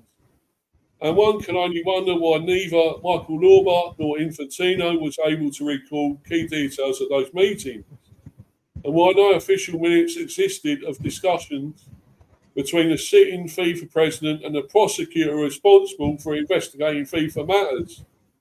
3 years later, though, in 2023, the proceedings were closed without charges. But whatever legal outcome one chooses to emphasise, the broader point remains Infantino's presidency did not begin in clean air. It began under the banner of reform, while questions about power, privilege, access and accountability persisted. Infantino's friendship with Russia and Putin. And this is where the story moves from internal governance to external politics, from Zurich to Moscow. In 2010, Russia was awarded the 2018 FIFA World Cup. It became the first World Cup under Infantino's leadership, and it offered an early indication of the governing style that I believe has since come to define him. Maintaining close relations with political leaders, keeping them satisfied, and deflecting criticism. In December 2017, 6 months before the 2018 World Cup in Russia, Infantino warned against what he called a Western tendency to paint with a dark paint everything that comes from the East, Russia or the Arab world.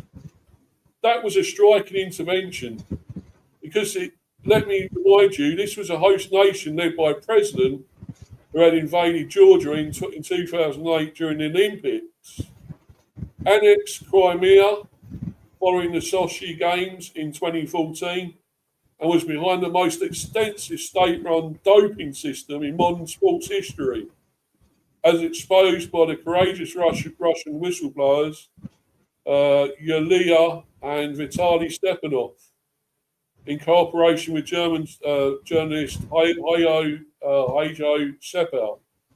At the same time, the Russian hosts also faced serious criticism ahead of the World Cup, including human rights abuse and treatment of workers, racism in Russian football, and anti-LGBTQ plus laws. More broadly, this was a state that, under Putin's rule, had long used sport for political purposes and propaganda.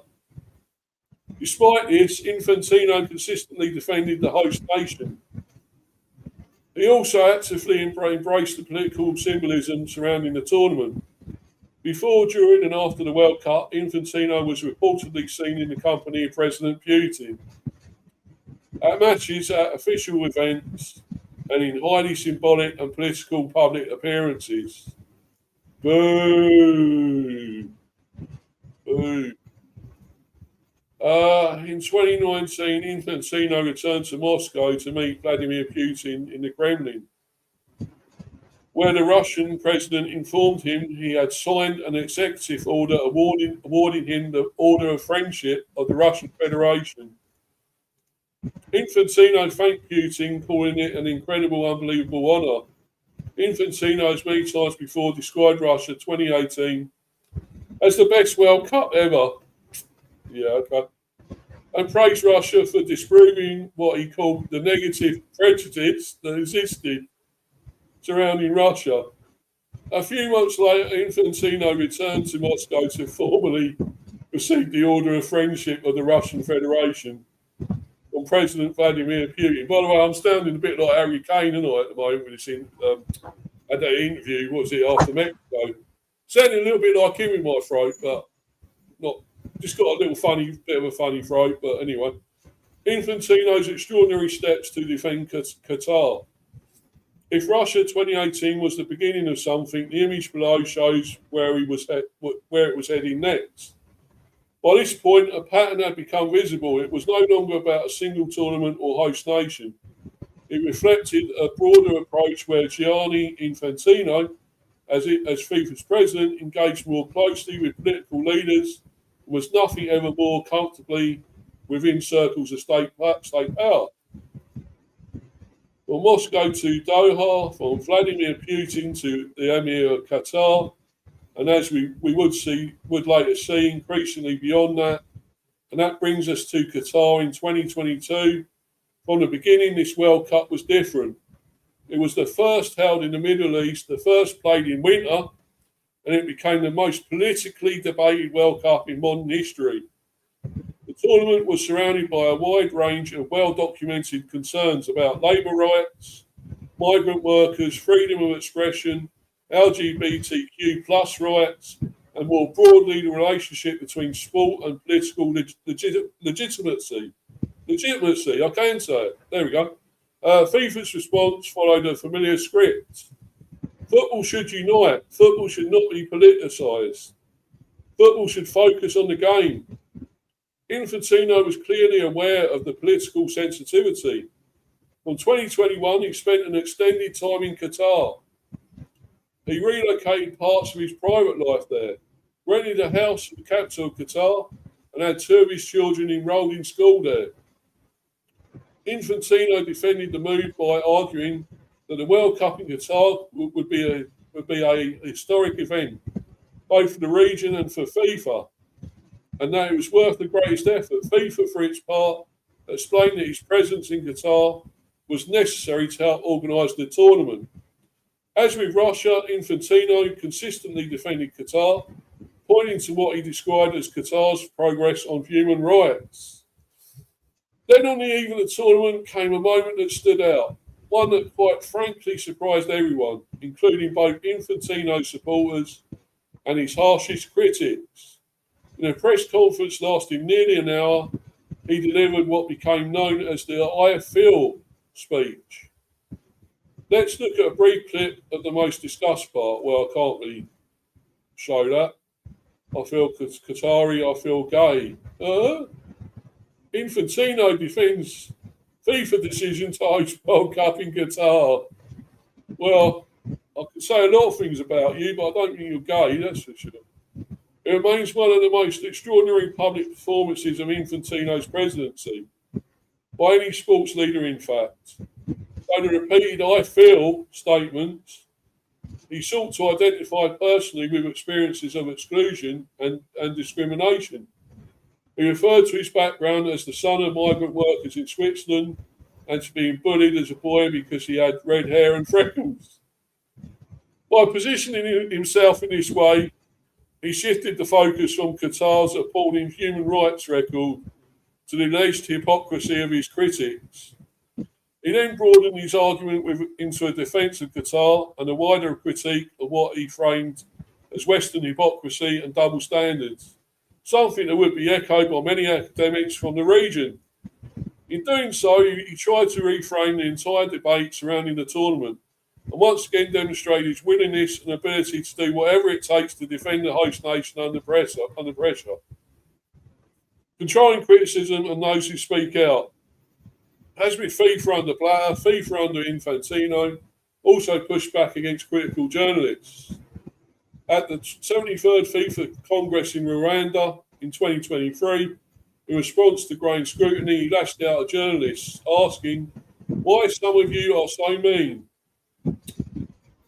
Are you so mean?" Yeah. It was a revealing moment before it echoed something familiar from the era of Sepp Blatter and Andrew Jennings. The same underlying tension between those who ask difficult questions and those who would rather not answer them. While Infantino questioned journalists' motives and tone, many reporters covering FIFA and Qatar 2022 had themselves come under sustained criticism, something I experienced firsthand during those years. They were labelled biased, accused of being Orientalist.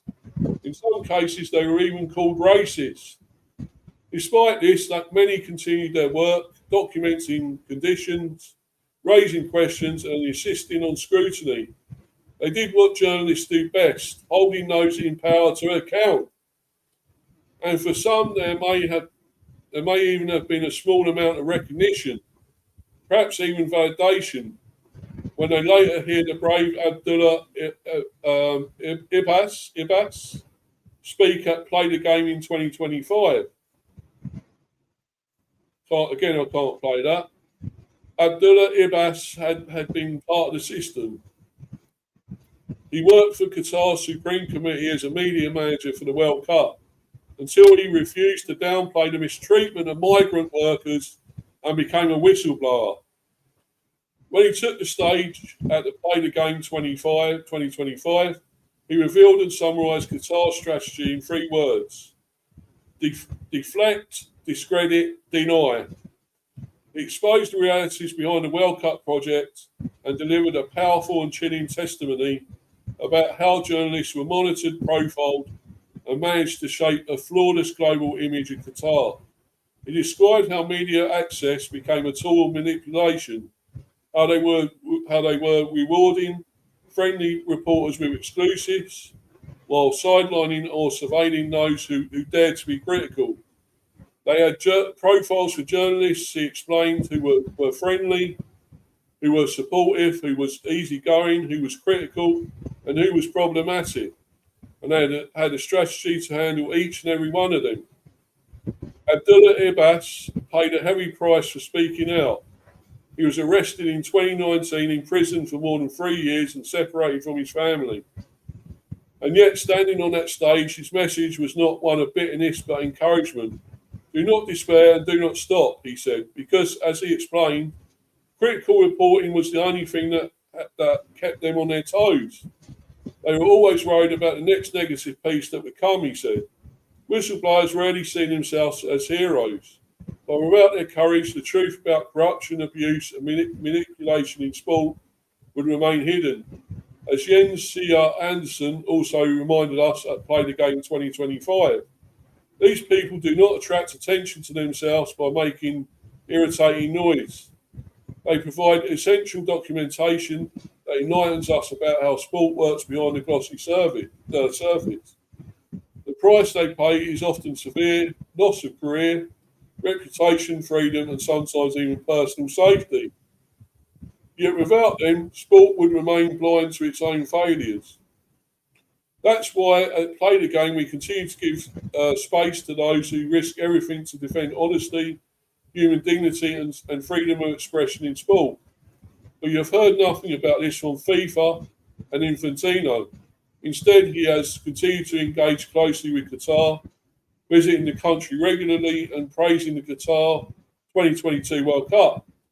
He has even awarded Qatar the hosting rights for the FIFA Under-17 World Cup from 2025 to 2029.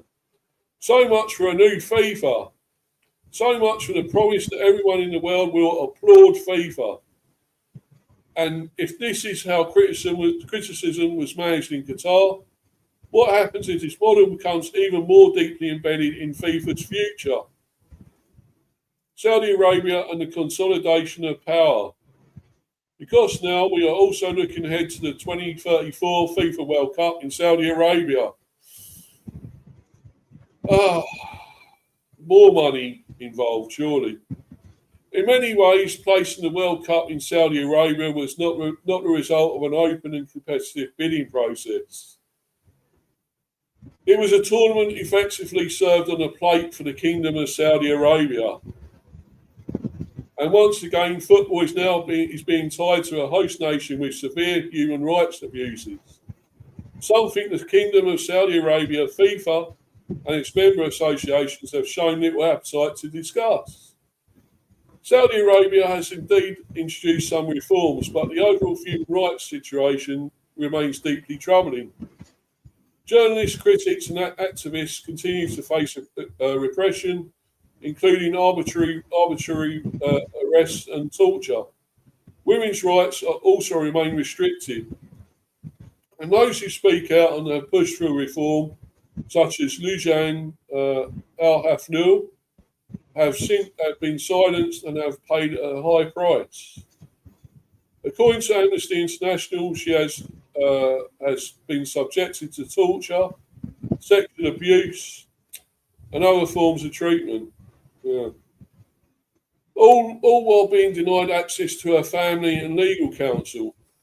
At the same time, migrant workers who would also help build the infrastructure and stadiums for the 2034 World Cup continue to face horrific working conditions, wage theft, and abuse. So once again, FIFA is aligning itself with an autocratic regime marked by serious human rights abuses. Some of them directly connected to the 2034 World Cup itself. In October 2023, a decisive step was taken when FIFA announced a framework that effectively paved the way for Saudi Arabia to secure the 2034 World Cup. Once the 2030 World Cup was allocated elsewhere, and due to FIFA's principle of confederation rotation, only countries from Asia and Oceania were eligible, and potential bidders were given less than a month to submit their bids. Just 81 minutes after FIFA's announcement, Saudi Arabia declared its intention to bid. And as the deadline approached, Australia, the only realistic alternative, decided to withdraw. From that moment, the outcome was no longer in doubt, but Infantino had more to come. In October 2024, FIFA revealed that the decisions for both the 2030 and 2034 World Cups would be made en bloc. That means instead of voting on each host separately, member associations were asked to cast a single yes or no vote for both tournaments at once. And in the end, there was actually no formal vote at all, no real contest, and no meaningful open debate. The decision was approved by acclamation during a virtual FIFA session. So when we speak about Saudi Arabia hosting the 2034 World Cup, we were also speaking about a process that Infantino's FIFA made possible. And if there were any doubts about FIFA and Infantino's position, they were quickly removed. FIFA's own evaluation report of Saudi Arabia's 2034 bid did not treat human rights issues as a fundamental risk. Instead, the report framed the tournament as an opportunity and suggested it could act as a catalyst for reforms and positive human rights outcomes. That reasoning is familiar. We have heard it before. The idea that awarding major sporting tournaments to authoritarian states will somehow drive reform. But time and again, FIFA has shown far more willingness to trust such promises than to confront the underlying realities. And from a governance perspective, there is another troubling point. FIFA's evaluation relied heavily on a so-called independent human rights assessment produced by Clifford Chance, a law firm with long-standing ties to the Saudi state.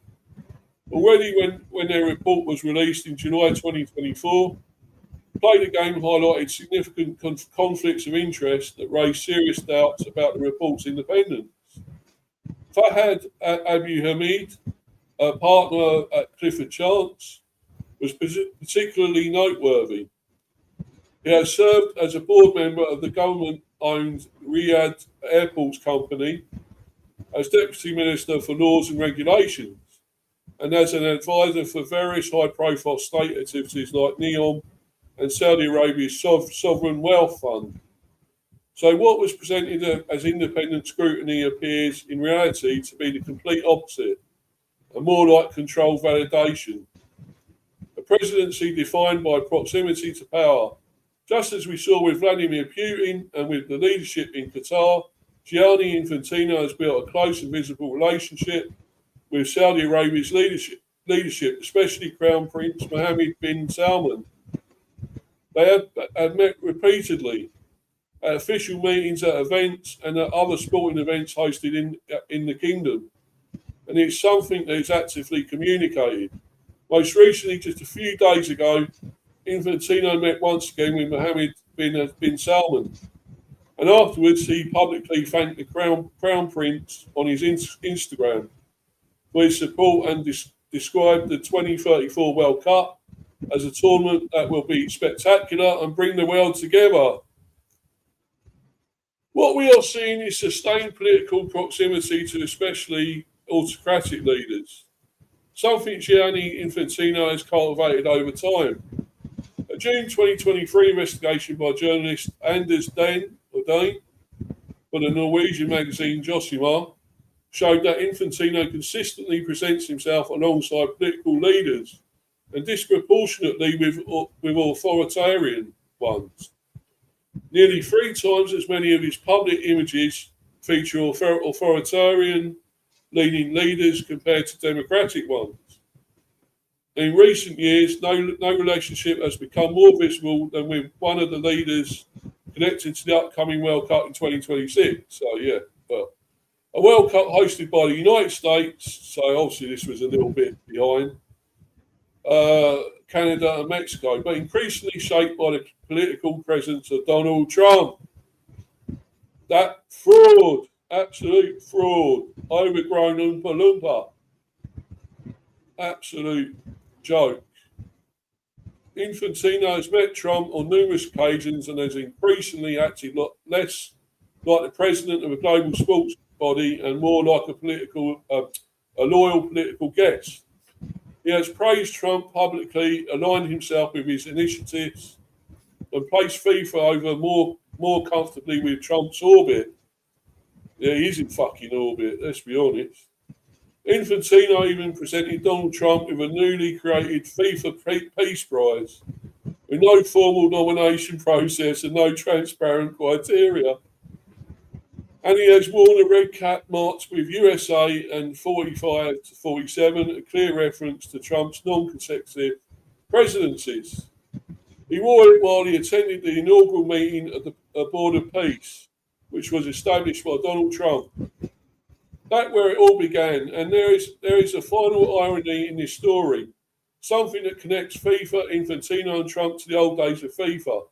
Do you remember Chuck Blazer, the FIFA executive who became an FBI informant and helped expose FIFA and bring down the leadership of FIFA in 2015? Blazer lived in Trump Tower in New York. In fact, he had 2 apartments, one for himself and one for his cats. Fast forward to July 2025, and FIFA opens a new office in Trump Tower. So after 10 years of Infantino as president, we find ourselves back where this story began, and that brings me to the conclusion of this talk. What kind of FIFA has Gianni Infantino actually built? He became to power in a moment of deep crisis. He promised reform, he promised transparency, and he promised a new FIFA that the world would applaud. My conclusion is this: he surely delivered. He did reshape FIFA, just not necessarily in the way many had hoped for in 2016. So after all that, you are there now, Manny. Yep. Yes, I am, Steve. Let me just say that I'm really sorry for having to rush off, but it got I had to just go and make Dad some dinner. It's important that he eats on time. And I just want to say, I took the liberty of also opening the YouTube video to make sure that I, ran it back to where you started this talk about Infantino. And I'm glad you've done this because I have a lot to say. And I'm not going to talk about Tuchel in England and what should have been done, what shouldn't have been done, because we had that discussion and you and I know our stances, although we can definitely talk in private another time. But this stream is something I'm glad you've done because I've got a lot to say about some FIFA. And I also want to thank you for paying tribute to Kevin Keegan, absolute legend, and, gone too soon, of course. I only hope that Sir Alex Ferguson will be magnanimous enough to offer his tributes to him, old adversary and all of that. Keegan, as you said, legend of a player, proved himself at Liverpool, went to Germany and also won the Ballon d'Or while he was there. He even played in the European Cup final against Nottingham Forest of all teams. That was Forest's second win in that particular tournament. They defended the title. Then, of course, came back to England with Southampton and then ended his English top flight career with Newcastle. I think it's fair to say that his England career was a case of what might have been more than anything else. But now to Infantino, there's also another issue which sort of has to be considered here, and that's the insane amount of games that are being organized in football, whether it's, at club level or even international level. You and I both know, Steve, that this whole Nations League lark is an absolute waste of time. Ironically, it was sort of done to eliminate these particular friendly tournaments and actually give some other nations something to, aim for in a way. If you're sort of down the pecking order or down the rankings, as you would say, you have a chance to fight to move up the ladder and play some strong opposition and test yourself against some better teams and maybe even go further. But again, we're seeing a situation where, in addition to the qualifiers as well for these major tournaments, players are just playing too many international games, which is why you're now seeing many players, just earning caps as though they're collecting stamps, as it were. And we've already seen 4 players now. The first player to earn 200 caps was actually a Kuwaiti chap named Badr Al-Mutawa. He actually stopped his career on 196, but had his tally adjusted. So, sorry, Ronaldo, you're not the first anymore. But then we've seen Ronaldo, we've seen Messi, we've seen Luka Modric. Messi and Modric, of course, broke the 200 cap barrier in this tournament, and now both of them, I think, will also be retiring, although Messi hasn't really given an announcement. Don't be surprised if he plays a role in the upcoming qualifiers for the Copa America and maybe decides to retire with a final continental title. We'll see about that, how that goes. But there are too many games being played at national and club level. And another decision for which Infantino was responsible was his arrogant decision to get rid of the Confederations Cup and replace that with an expanded Club World Cup. Now, at club level, Steve, many of these clubs, the top clubs, of course, already play, over 60 games a season, especially if they're playing in the Champions League or the Europa League and also their domestic tournaments. But then to add this sort of expanded tournament, it really just increases the workload. And you have situations where players are now starting to decide to pick and choose when they want to play. You have people like a certain Kylian Mbappe being reported as saying that he wanted to avoid playing in the Nations League games for France and only want to play in important games to increase his chances of playing in the Ballon d'Or. Now, had he been coming at this from a point of view of saying that he needed to improve his health, I would have understood it. And of course, I'm not a monster. I know that players have to take care of their health. And we've seen several issues of players playing this World Cup with, some injuries which have ranged from mild to painful. We know all about England's struggles, but you take a look at Argentina. We found out that, of course, that my goalkeeper Emi Martinez, who broke the record for the most saves in the World Cup final, actually played the entire tournament with a fractured finger he sustained in the warm-up for the Europa League final, and he refused surgery so that he could play in the tournament. I go back and forth on whether he should have just had the surgery and skipped the tournament, or just waited to recover and just adjusted with it. The backup goalkeeper of it, he could have done the second goalie whoever they got there, Argentina. Yeah, they've got two decent keepers in Juan Musso and Geronimo Rulli, who, like Emi, have also won a Europa League title. But I just think that Scaloni trusted Martinez a lot more. And Martinez had a pretty decent tournament. I think people exaggerate.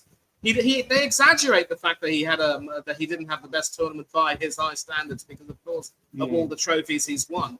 But he actually, had a more than decent tournament, and he locked in yesterday. And my heart went out to him. I didn't watch it. I had to listen to BBC updates, but I was gutted for him, really. And then one of their midfielders, Paredes, was actually playing the tournament with a cracked rib. He was their best midfielder, but Scaloni choked by dropping him for the. Yeah, and of course that idiot was responsible for some ugly scenes.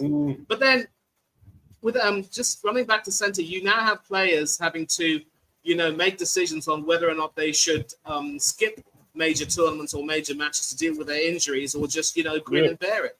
And the players' health, the health of all of these players, is a big concern. But Infantino doesn't care. And now we're seeing some talk about this idiot deciding to possibly make the World Cup a 64-game tournament. I mean, are you taking the mickey? Can you imagine how long that would?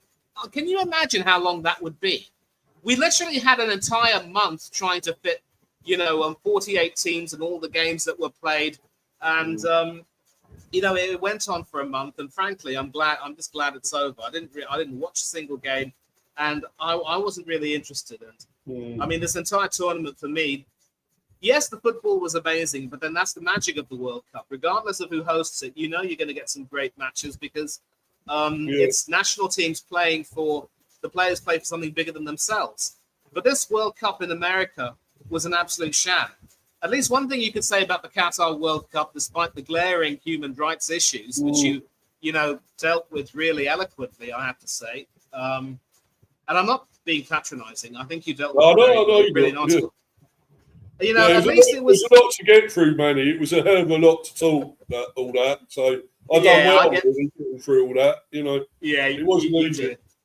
Some of them words, foreign names and other things. Yeah, I get it. Was hard. But anyway, carry on, mate. Carry on. I get that, and at least it was well organised in that you didn't really have any major, incidents in terms of people being denied their visas to enter the damn tournament. Everything was well, organised as long as you came into the Middle Eastern country and followed its rules. And bear in mind, I lived in Saudi Arabia for 6 or 7 years, and that's an even stricter country than Qatar because that happens to be the place where you have the two holy mosques in the western part of the country in Mecca and Medina, which is not too far from the western coast.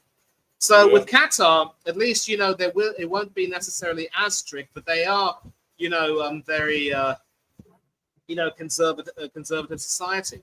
But again, that you mentioned about all of the issues with the migrant workers and other human rights issues, it begs the question: how could FIFA, who claim to be this organization which cares for humanity, be willing to gloss over this. We've seen now the World Cup being held in Russia in 2018 and Qatar in 2022. And now in this, and pardon my language, absolute shithole that is the USA, although Canada and Mexico did share it. And now that absolute swine now says that they want the World Cup to come back to the USA, but Canada and Mexico shouldn't get to host it ever again. And I say to him, you know what? To hell with you. I'd sooner see the World Cup being held somewhere in a place like Mexico, which has actually hosted it twice, or even somewhere in Canada where you get some really good stadia and the people are so much nicer. But this particular World Cup was also, blighted in many ways by the immigration policy, which meant that several, officials, including the Somalian referee Omar Artan, was, denied entry into that tournament. He was selected to referee that on merit. Many fans, mind you, were also, denied entry at the last moment after, spending a great deal of dosh, their life savings on, buying plane tickets and match tickets to see their teams play. You only need to take a look at BBC News Scotland to hear the sad tales of many fans there. So this entire thing has been an absolute sham, and FIFA should have at least considered the possibility of handing the tournament to Canada and Mexico, and if there needed to be a third country to host it, just give it to us. We've got the infrastructure ready. We don't have a stupid immigration policy, and geographically it makes a lot of sense. All you need to do is just take a flight across the Atlantic and Bob's your uncle. But I know you don't have an uncle named Robert, but whatever. And but then you mentioned there that Infantino aligned himself so much with that fascist swine. It was disgusting. It was absolutely, vile, for want of a nicer word, to see him, buddy up to him. Big Oompa Loompa. Yeah, exactly. I mean, to be honest, he reminds me in many ways of the Stay Puft Marshmallow Man from the Ghostbusters. That's another one you could consider. In fact, he's a combination of the Stay Puft Marshmallow Man and Slimer. Eats like a pig. But no, but you see, I wish Trump would blow up as well, to be honest. Like the marshmallow did. Yeah, but to see Infantino buddying up and doing all of that with him was just ugly. And you also mentioned that I feel Qatari, I feel gay. It was just, he had no self-awareness, showed no self-awareness and no cognizance of the gravity of the situation. When it comes to the awarding of the World Cup, I think you know that when it came to hosting it in 2018 and 2022, we were considered, candidates to try to host it. In fact, I believe we campaigned to host the 2018 World Cup, but it went to Putin's Russia. And now, as you mentioned, the 2034 World Cup will be held in Saudi Arabia. I mean, look, Saudi has the infrastructure. They've hosted several World Youth Championships. The Saudi Premier League is, raking in some big dosh, and, a large number of people like certain Ronaldo and several others are, effectively ambassadors for that league. But, again, even if you wanted to consider that, at least in the Middle East, it will be well organized, there are going to be some issues with regard to cheap labor and the treatment of migrant workers. And if it was, that bad in Qatar, just consider how it's going to be in Saudi Arabia. And bear in mind, I told you I lived there for quite some time. I've read so many stories about people who, pardon me, I've read so many stories about, poor laborers, mainly from the Indian subcontinent, mind you, who go over there seeking a chance to work and earn some money and live a good life. But the treatment they end up getting while they're working there borders on the squalid, it has to be said. So it was just literally awful. And then you have this guy trying to, deflect everything, saying things are going to be okay. But it reached a limit when, all of these immigration policies wreaked havoc on the tournament. You had the inflated cost as well of even buying a match ticket. I read somewhere that the average cost of a World Cup final ticket would have gone to over $10,000 US. Just imagine how much money, that would have been. And for several people I know, they are crazy enough to say it's worth it because they get to see their teams play. But still, it's crazy money.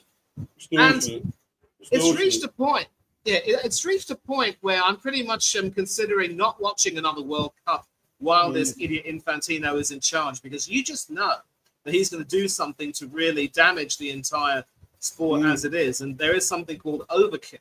Consider that in my first World Cup, which I watched, Italia 90, there were 24 teams. They've now doubled that basically now. And if they end up increasing it to 64 teams, who's to say that they won't even want to try to increase that even further to maybe 72 or 96 or 128? It's like they're creating a monster. They're creating a monster, and they don't want to see that monster get, stopped.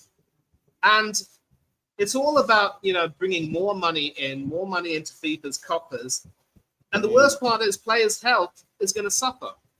And as much as, people didn't like the hydration breaks, you had to have that in a way to protect the health of the players. But there also might be for advert reasons. Apologies, sorry, but they done it for advert reasons, and it was almost felt like American football, didn't it? Well, that thing yesterday was almost like a Super Bowl final, wasn't it? Let's be honest. Yeah. With that half time, I must agree with you. I thought that was shit. That half time thing, half time entertainment. The people like Bonner and fun, she looks so plastic, like a bloody doll now. Terrible, man. And Ronaldinho and Ronaldo with her, they're total sellouts, and they or something to be doing that, getting money for that. Yeah, absolutely. And you can add Coldplay to the list because they were also big in their activism. But one of the biggest hypocrites is our so-called Captain Harry Kane, who during the Qatar World Cup made it a point to go into activist mode, talking about his concerns about human rights, but had no problems going to play golf in Palm Beach, where that bugger lived, and talking about how happy he was. And there are so many people who are saying that when the president of the United States invites you to play golf, you do not say no. Rubbish. You have an option. You can say no. You can say, I can't allow myself to be, a hypocrite and be ignorant of all of these issues that have taken place.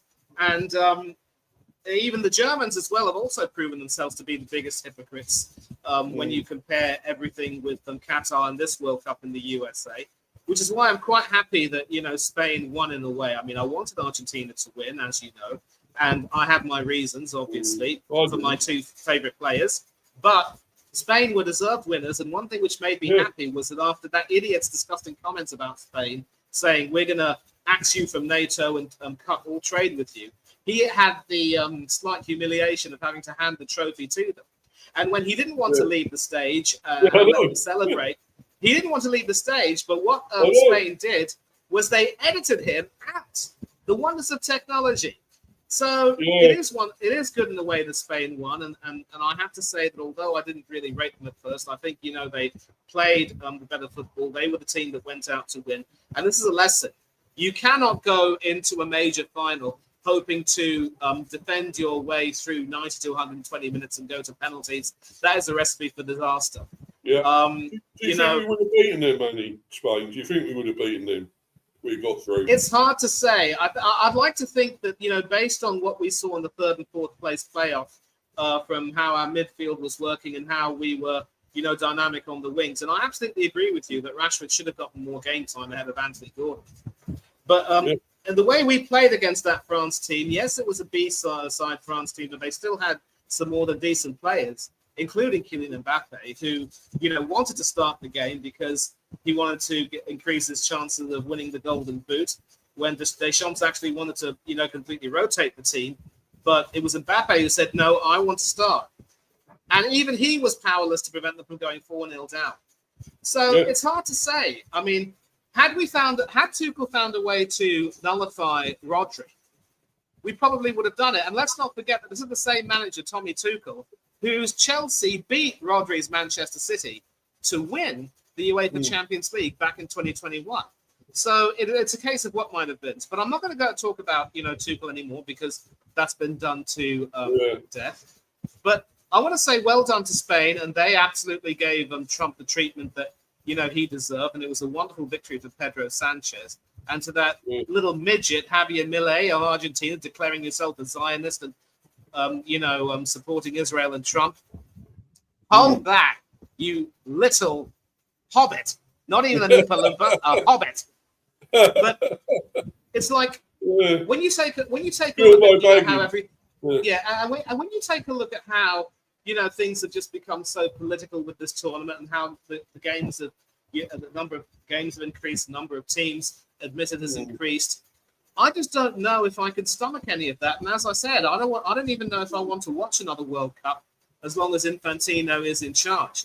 Maybe once, if and when he's forced out, and I hope he's forced out, we'll see a little bit more propriety and transparency, and all of this crap, being so much more politically aligned will stop. I think for what it's worth, the next tournament will see its first games being played in South America before moving to the Mediterranean and North Africa, if memory serves me right. That's in 2030.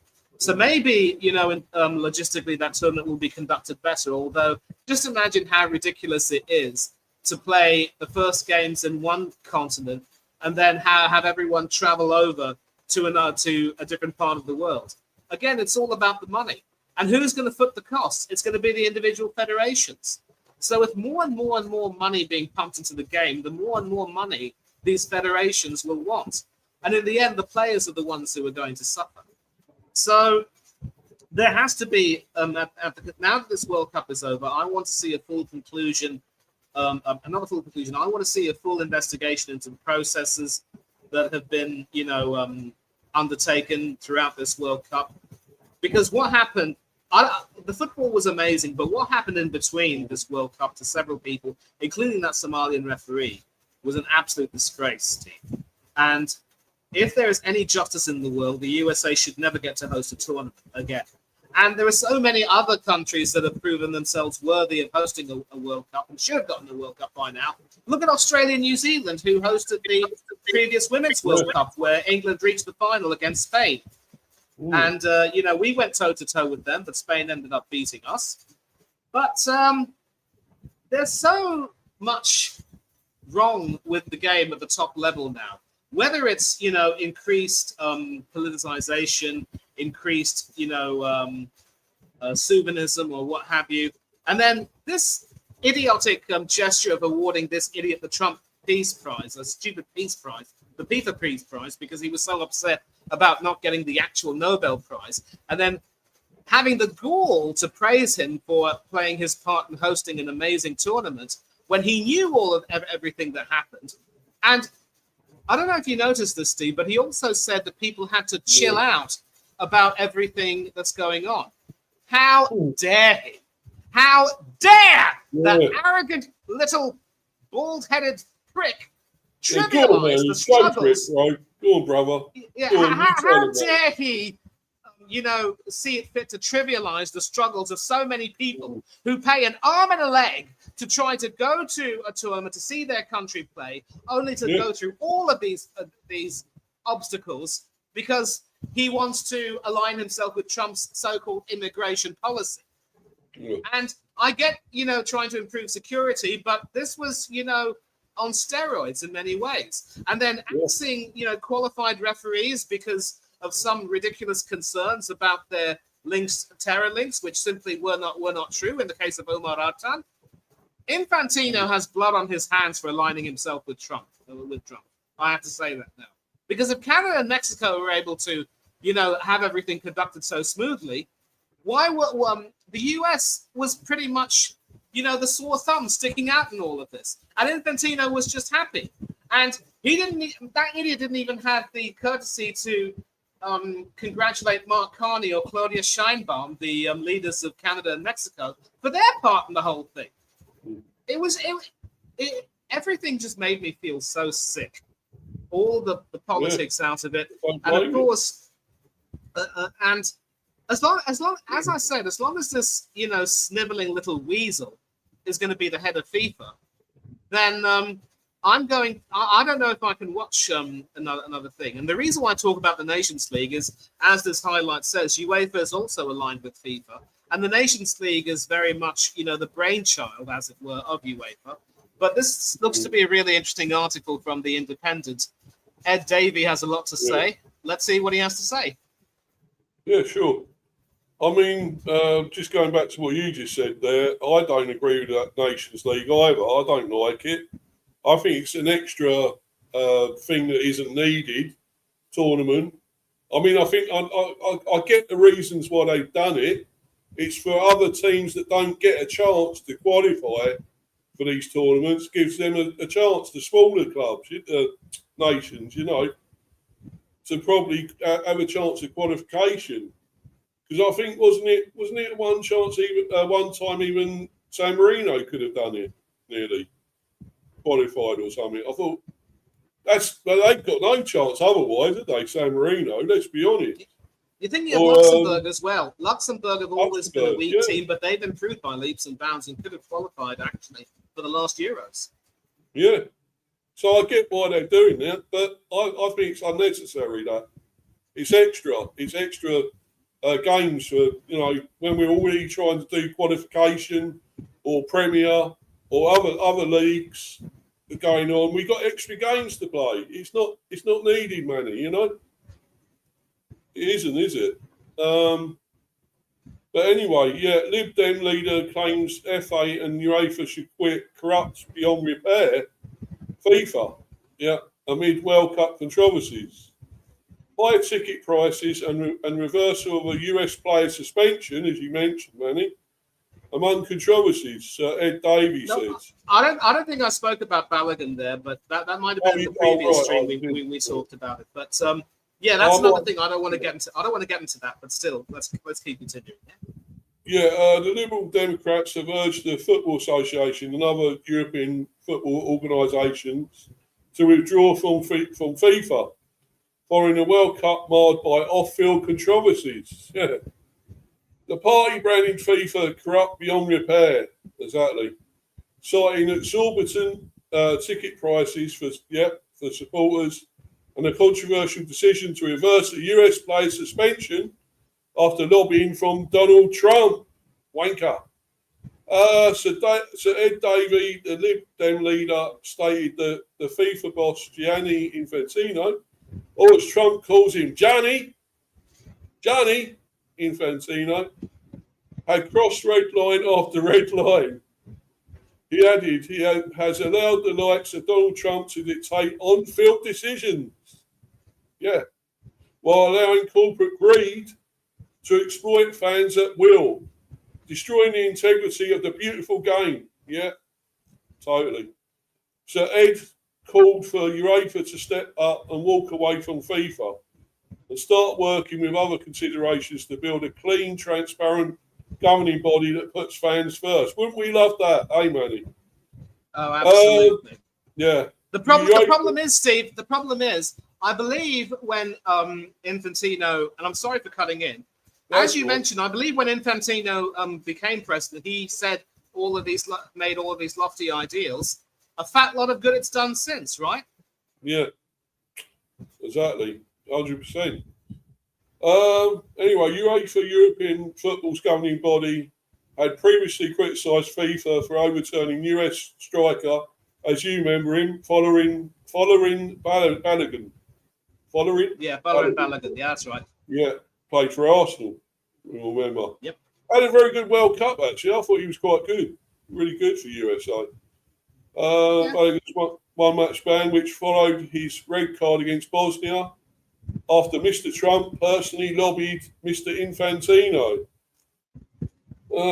Even before the tournament, FIFA had been attacked more widely for using so-called dynamic pricing in its ticket sales, with Mr. Infantino claiming prices were in line with other US sporting events. Fans have also objected to the introduction of hydration breaks, allowing broadcasters to generate extra advertising revenue, Manny. Lib Dem culture, media and sports spokeswoman Anna Sabine said football deserves far more than the cronyism. Cronyism, right, yeah. Profiteering and corruptions currently served by FIFA.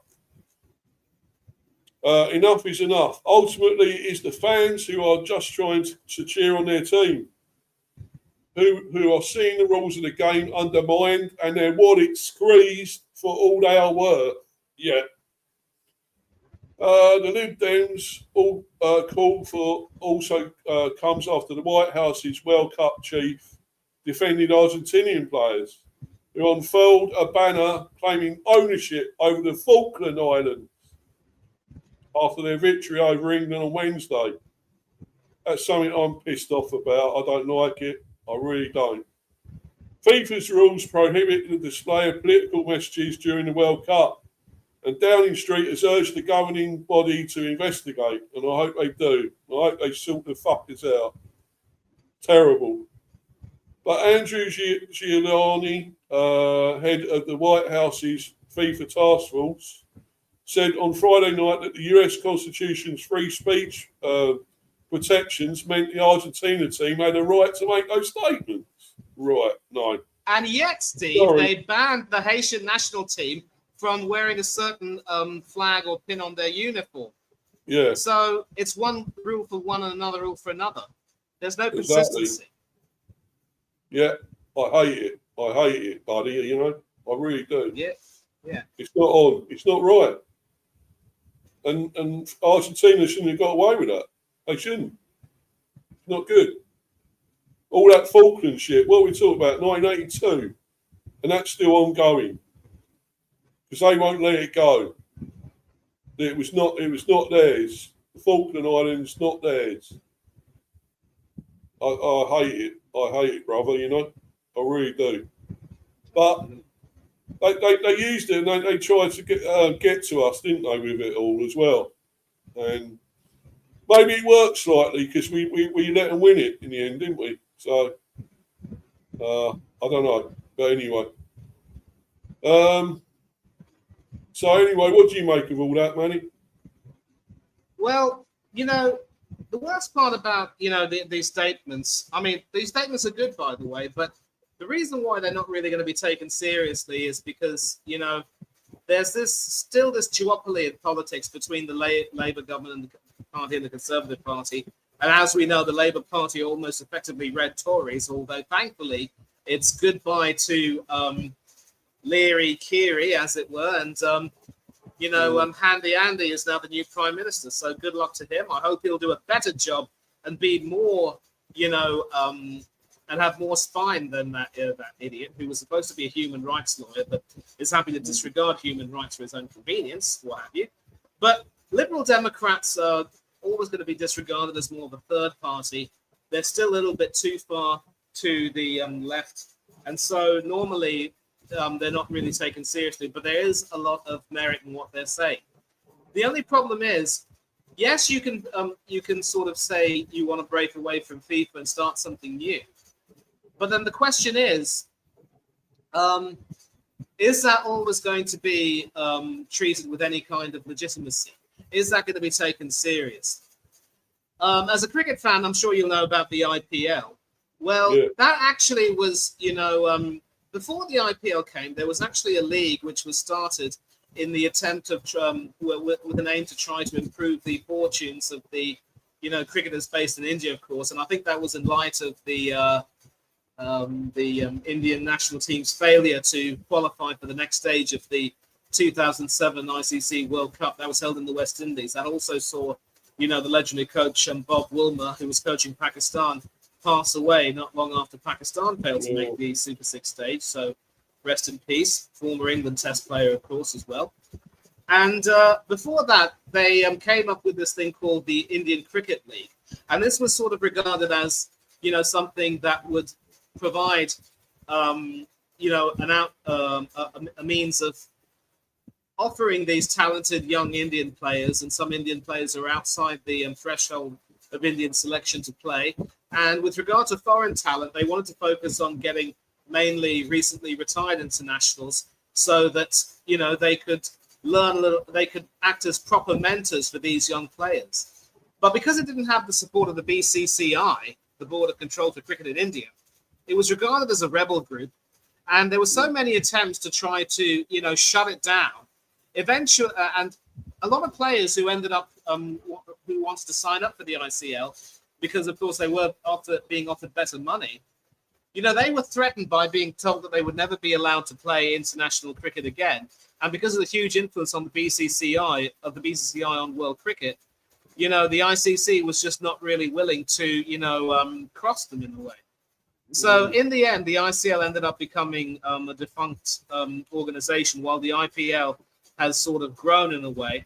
Although I think I will be honest, I hardly ever watch the IPL these days. I'm still, you know, in my heart, a big fan of the Rajasthan Royals, as are you, because I kind of like what they stood for in the first season. They actually won the league with, you know, veteran stars like Shane Warne and others like Graham Smith and others. But they focused on local Indian talent and not getting any current international Indian players in. And that was a wonderful thing. And that was why I've been supporting them ever since. But I don't watch it these days. But then going back, it means if the FA and the UEFA were to sort of break away from FIFA and try and start their own thing, who's to say that they're not going to run into the same logistical issues and have the same problems that FIFA are currently having right now? And will FIFA also get, you know, try to exert pressure of their own to marginalize these new federations and their groups and their potential tournaments? It's all going a little bit messy. And while I admire the, you know, intent behind Sir Ed Davies' statements and those of his fellow party members, it's just not going to be, you know, practical. I think the only hope is that there will be a full investigation conducted into all of the murky dealings that have gone in and taken place under Infantino's regime, because, you know, we used to make fun of Sepp Blatter, calling him Septic Bladder, and we despised him when he was, you know, heading FIFA. But Infantino has made Blatter look like a choir boy.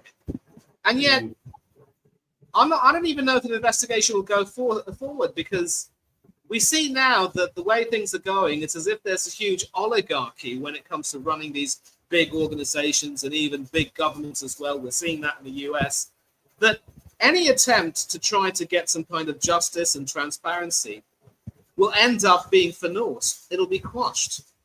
And so it'll probably end up being, you know, fan pressure and of pressure from individual federations as well to say, you know what, we can't handle this. It has to be more of a united front. So it shouldn't just be, you know, UEFA and FIFA. National teams as well have also got to say, you know what, we're sick and tired of it. And speaking of national teams, another big issue, look at the poor Iranian team. This country, which also has a fine footballing heritage, at least at an Asian level, although they haven't necessarily been able to quite get it together on the world stage whenever they've qualified. Just think of the treatment that they had. Because of the asinine immigration policies by the US, the Iranians were not even going to be given visas. Some of the members of the Iraqi team were not given visas in time. Ayman Hussein, their star striker, he was, you know, subjected to a whole load of crap. And Iran had a situation where they had to sort of, you know, decamp in Mexico and commute to the US to play their games. And once the games were played, they had to go back the same damn day. And it was tragic that they never got to qualify for the second stage. I think results ended up dictating that they weren't quite able to make it as one of the third-place teams. But when you take a look at how that team has been treated, it was disgusting to see how hardly anybody was willing to stand in solidarity with them. How nobody was willing to talk about, you know, all of these issues taking place in America with this particular World Cup, with this swine as president. And yet many of these big teams were happy to mouth off about everything that happened in Qatar. But at least with Qatar, when it came to the issue of visas or whatever, fans were not treated that way. And fans were told that, you know, we are going to welcome people from the LGBTQIA community, as long as you don't engage in acts of public intimacy or indecency. And that is, of course, a proper prerequisite whenever you go to a Middle Eastern country. And we should know, because take a look at Dubai. That has one of the biggest UK diaspora populations almost in the world, I would say. And ironically, the landmass is so damn small. It's like you take a plane to Dubai, every 5 seconds you turn around, you're going to see someone from, the north of England or Scotland or what have you. Even some UK politicians have, decamped over there. But again, with what happened with the USA, their policies and how it affected the Iranian team and the Iraqi team and some others, how it affected that poor Somalian referee, it was just disgusting. And there wasn't even an outcry from the teams and the players themselves. So when you have a situation where even the teams and the individual federations are going to look after their own interests rather than, want to kick up a stink, it's going to be really difficult. And sooner or later, I'd like to think that maybe in hindsight, they look back at everything and say, you know what happened was absolutely awful. There's no way that we can stand for this. It was just disgusting how everything was allowed to happen. But when you have this level of unchecked power aligned with obscene wealth, what we're seeing, Steve, is basically oligarchy run amok. And it's the hope that kills us. I only hope that something will happen to break it all down. But it has to be a united front. Every single individual federation has to stand up and say, what's happened was an absolute disgrace. And I don't think we can ever align ourselves, with this movement. Even if it means that we won't get to see another World Cup again, so be it. But let's not forget, and I will end it. United we stand, divided we fall. But then if we're selfish, we will never be united. I totally agree, man. Totally agree. 100%. Yeah. Everything you just said. But, yeah. So, how, though, have FIFA got away with this for so long, Manny? Should they not be in court, do you think? Of course they should be in court. There should be an independent body which will be willing to, file charges. I think Michel Platini, wonderful footballer back in his day, as we all know. I believe he also has kind of a stake in this because he was supposed to be, Blatter's replacement, if memory serves me right, or something like that. I don't quite remember. He is now one of those people who is calling for an investigation into this. And the beauty of having someone like Michel Platini raising his voice was that he was a real football man. As I mentioned, a great footballer back in his day. He played the game. And so he has the game in his heart. It runs through his blood, you see. So more and more people have got to stand up for this. More and more people have got to, have a conscience, have some balls, for want of pun-influenced word, and say, this is wrong. We can't, it's happened, it's over with, but we cannot let this happen again. And we have to now make sure that FIFA are not allowed to get away with this. But the biggest problem I have is that even if we do succeed in getting rid of Infantino, there's no guarantee that his replacement will be better. Yeah. In all likelihood, if we don't hold his replacement into account, he might end up being even worse. And that's how Infantino ended up being worse than septic bladder. So, there has to be a sense of propriety. There has to be more and more people speaking out. The fact that we didn't have people speaking out against all of the political atrocities and the way things have happened in this World Cup, it is absolutely disgusting. And on another point, we might now have to consider a situation with climate change being a very serious issue. Is playing a World Cup in the summer, especially if it's going to be this, bloated, is it going to be healthier for the players? Are we going to, really just let the health of these players be further compromised for more and more entertainment? It's like when you inflate something and give it so much overkill, people are going to end up being sick of it. And I made a conscious decision, Steve, not to pay money to get this new channel to watch the tournament because I didn't want to, be seen as contributing to this financially in every single way. And people are going to say, well, why do you follow updates on BBC Sport Online? It's simple. I'm already paying, for Wi-Fi for other things. I'm not going to pay any extra. You know what I mean? But it was difficult for me because I love football as well. I love international football with all my heart. And my dad played football back in medical school in India over here. So it runs in my blood. But when if someone like me can feel so strongly about this, there have to be more and more people who need to start taking a stand and saying, I'm sorry, I can't do it.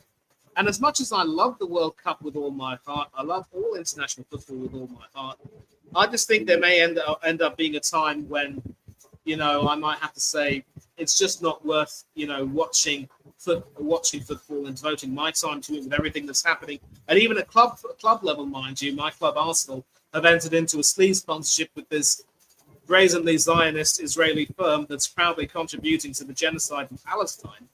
Oh. I mean, I don't even know if I feel like watching club football that much anymore because of the whole overkill. I mean, maybe, sense, as it were, will prevail, and I'll get back to it. But, it's leaving an impact on someone like me. I'm sure, other fans who really think and feel deeply about these issues will at least feel something like the same way. And I'd like to think that if more and more people start to feel this way very, very strongly, we will start seeing some change. But it has to be a greater majority.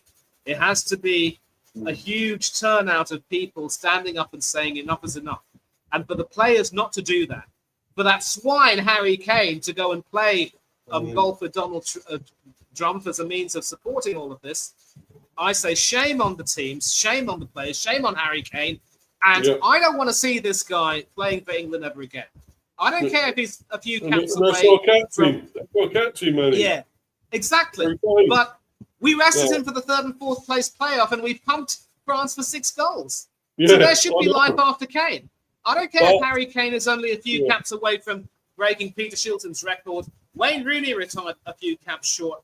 Harry Kane should do the same thing. Let the young strikers and some other young talents take over.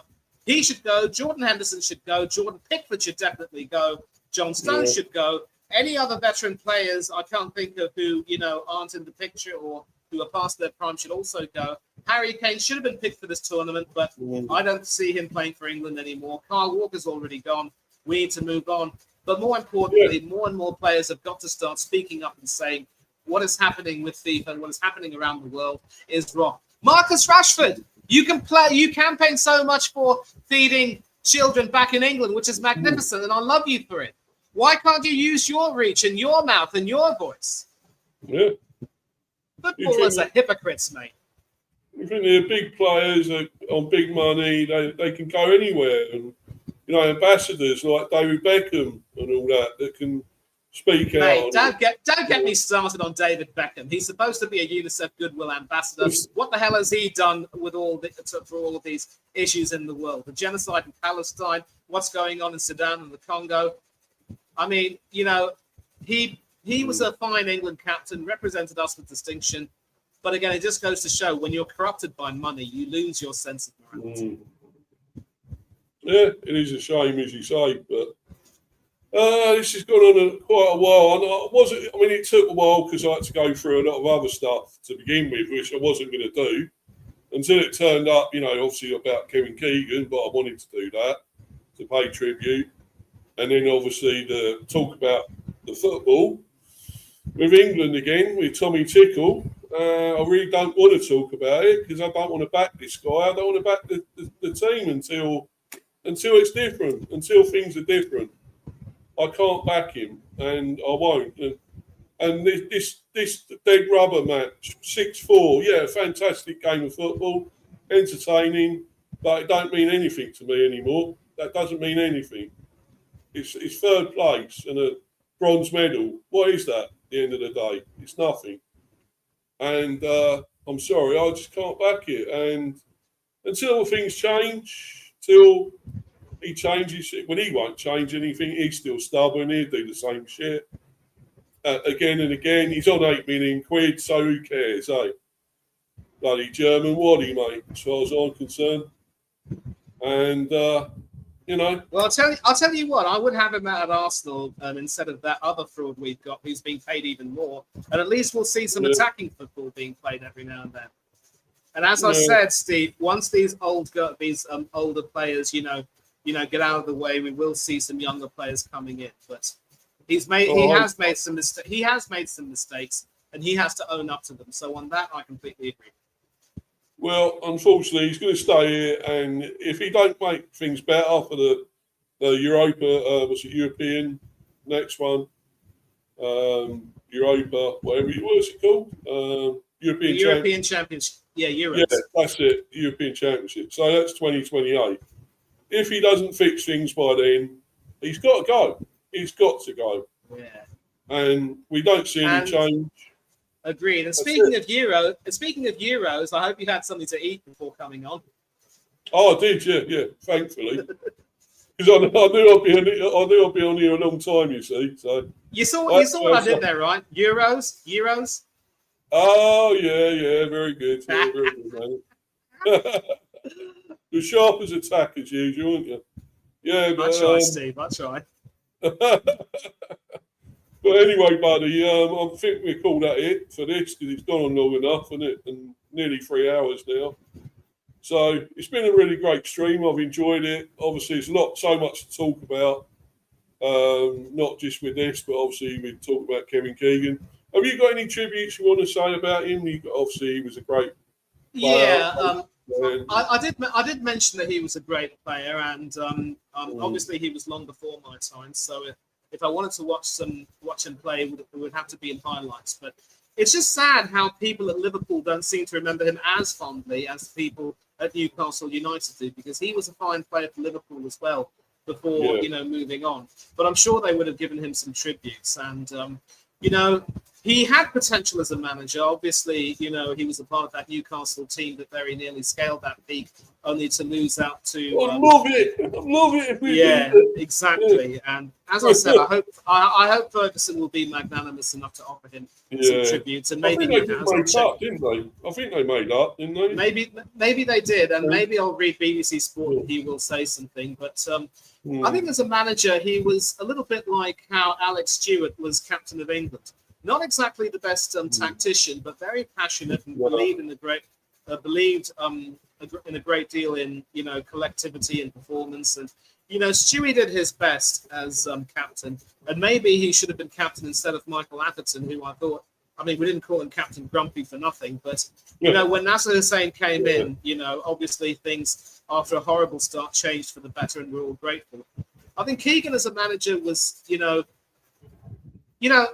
Hoddle had a lot of faults as a manager, despite being tactically so good.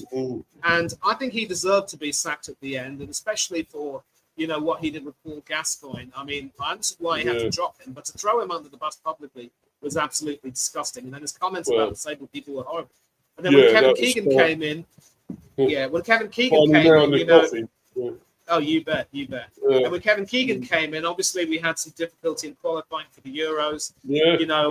We, as you mentioned, Steve, we had that playoff against Scotland where we beat them at Hampden Park 2-0, but lost at Wembley 1-0. And had it not been for a fine save from David Seaman, we would have ended up seeing that game maybe go to extra time or penalties to even, decide a winner. And I felt for Craig Brown in a way, because, I kind of liked him as Scotland manager. Lord rest his soul as well, let it be said. He passed away not too long ago as well. I remember that, and at the Euros as well, when we qualified in 2000, we had potential in that team, but we just weren't able to really get it together. And it was some, individual mistakes as well which saw us, crashing out at the group stage. Although, hey, we beat the Germans. I'm so happy. And then when the Germans got revenge against us at Wembley, I think, emotionally he decided he couldn't take it anymore. And then he went back to club management with Manchester City and, of course, Newcastle. And look, he obviously was passionate, but I don't think he was necessarily, strong emotionally or, tactically really smart enough to get some really good results. I mean, he did great man manager, but not a great tactician, no. Exactly, but he also did a decent job managing Fulham as well after leaving Newcastle, and I hope the Cottagers will at least have some tribute to him as well. But listen, he was a football man. He loved his football a great deal. Definitely old school. When you spoke about how he was attacked while having a kip in his car, that really disgusted me a great deal. And it's a reminder that we still have a lot of absolute yobs, living in the UK who will do whatever they want to try to hurt people. He was a top bloke, and I hope that now he will be at peace, free from pain, and I hope his family will find the strength to, and the resolve to move on and be comforted. And the streets and the game will never forget you. Rest in peace, Joseph Kevin Keegan, OBE. Yeah, I agree. I concur with all that. It's brilliant, superb. And unfortunately, another great football player we've lost now. So, and manager. But you can't say he was a fantastic manager, but great player and a great guy anyway. I mean, apparently everyone seems to like him. Seems to be a nice bloke. Not many, some of them aren't. So you can't say that about all of them, but he seems to be a top guy, and he'll be sadly missed by everyone. So, so anyway, that was a great stream and good to do all that and talk about all that. I've done the transfer show earlier, and that was good. Talking about this ex-Arsenal player we trying to get, maybe, as you seem to remember him. Was his name again? Ryan?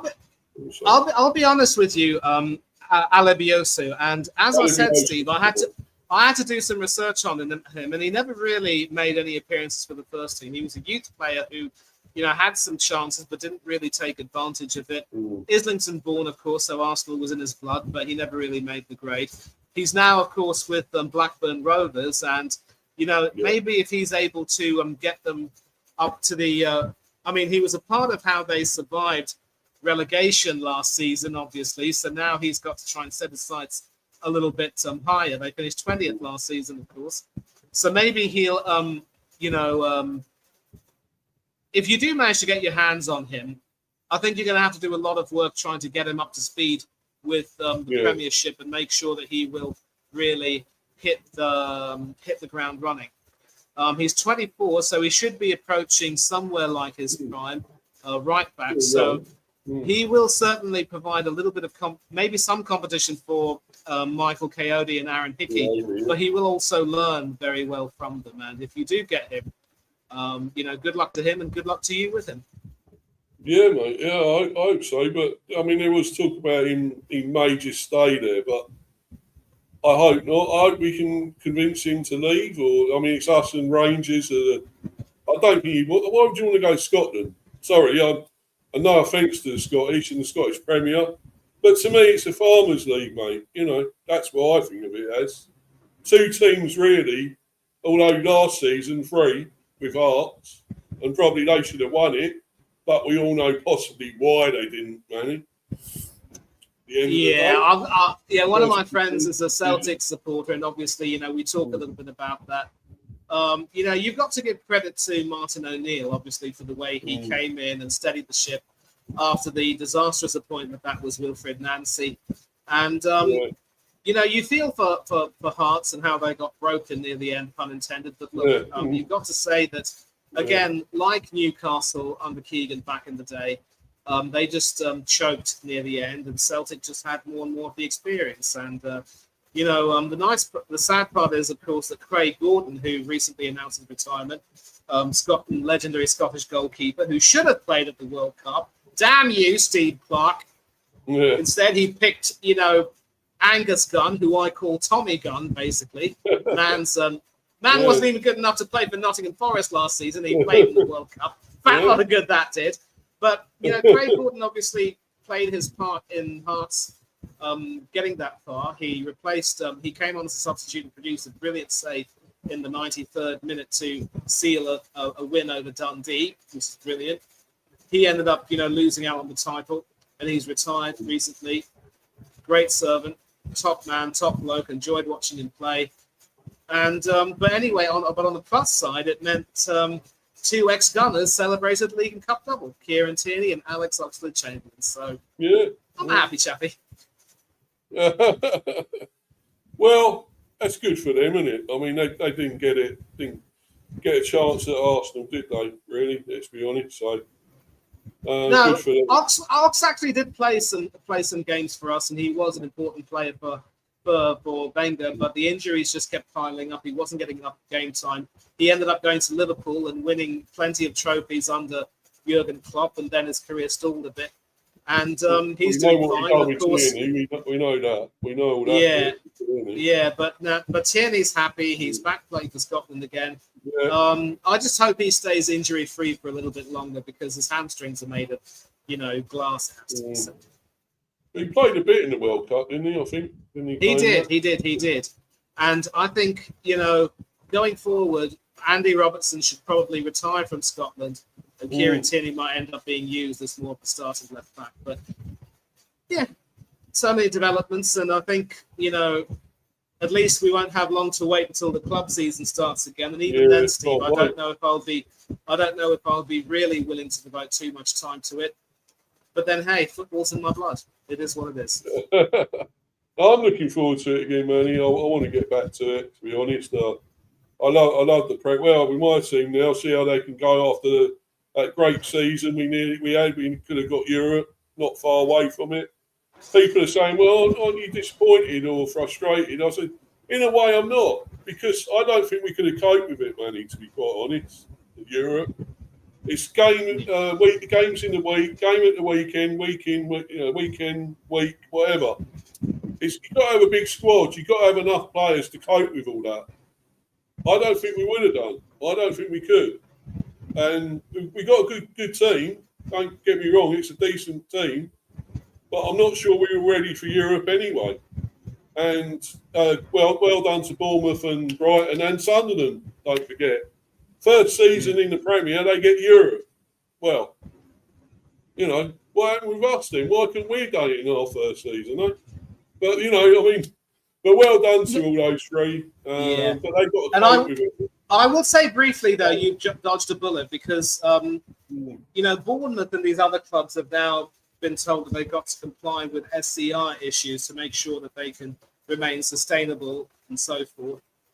And, SCR is also completely mucking over Aston Villa at the moment, although they dodged they really made up for that by selling Morgan Rogers to Chelsea. So hold that, Arsenal fans. You thought you could get him for, a cut price deal.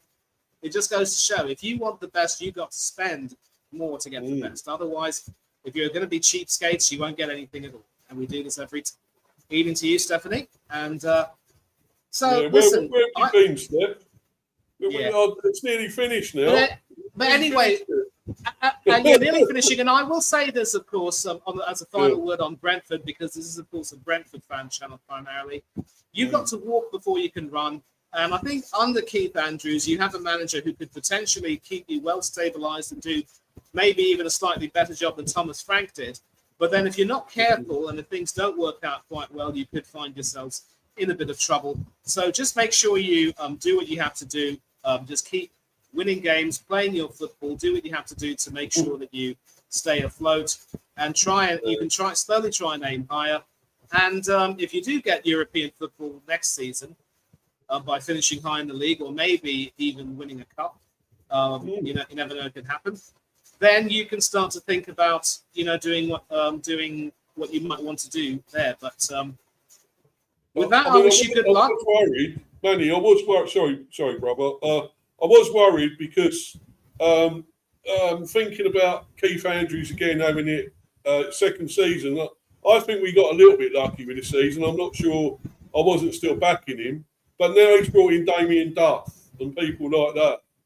That gives me more hope because he's got someone else with him that knows, that's been there, done it. He's been a player in the Premier, Damien Duff, and he's coached elsewhere as well. That's what gives me hope now that we can do. And now we're actually getting players that are not all just young players with developing. We've got Callum Wilson at the other end of his career. Coming in, all that experience, getting goals. I know people are saying, well, look, it's only a free transfer. We ain't got a lot to lose. If he don't score all these goals, he gets injured or whatever, we ain't lost nothing. And then we got Jane Anthony from Burnley, cheap, on a cheap deal. Very good deal. Still only 26, still capable of getting goals, still doing well. I thought we've done all right so far in this transfer window, Manny. I think we've done pretty well. And we're not just getting the young players to develop and send them on and get more money. We're getting in the experienced players now, which I like. I'm happy with that. It's about time, It's about time we've done that. So that gives us hope now. And we got these extra players, experienced players in. They've been there, seen it. They've been in the Premier, so they know it. So I don't think we've got any problems. I don't think we'll be fighting relegation yet again either. So no. But anyway, brother, do you want to shout out your socials where you are on that before we go? Yeah, I will, Steve. First of all, big up to you, and thanks for organising the stream and having me on. If you want to catch me on social media, you can find me on Instagram at MannyPangadurai1981. That's also my ID on Threads. I have a new Twitter account. It's Manny26031981. That's my first name and my full date of birth, 26 March 1981. Nice bit of trivia. I am exactly 1 year older than Mikel Arteta, of all the people with whom share a birthday, for crying out loud. You can also Facebook if you want to connect with me.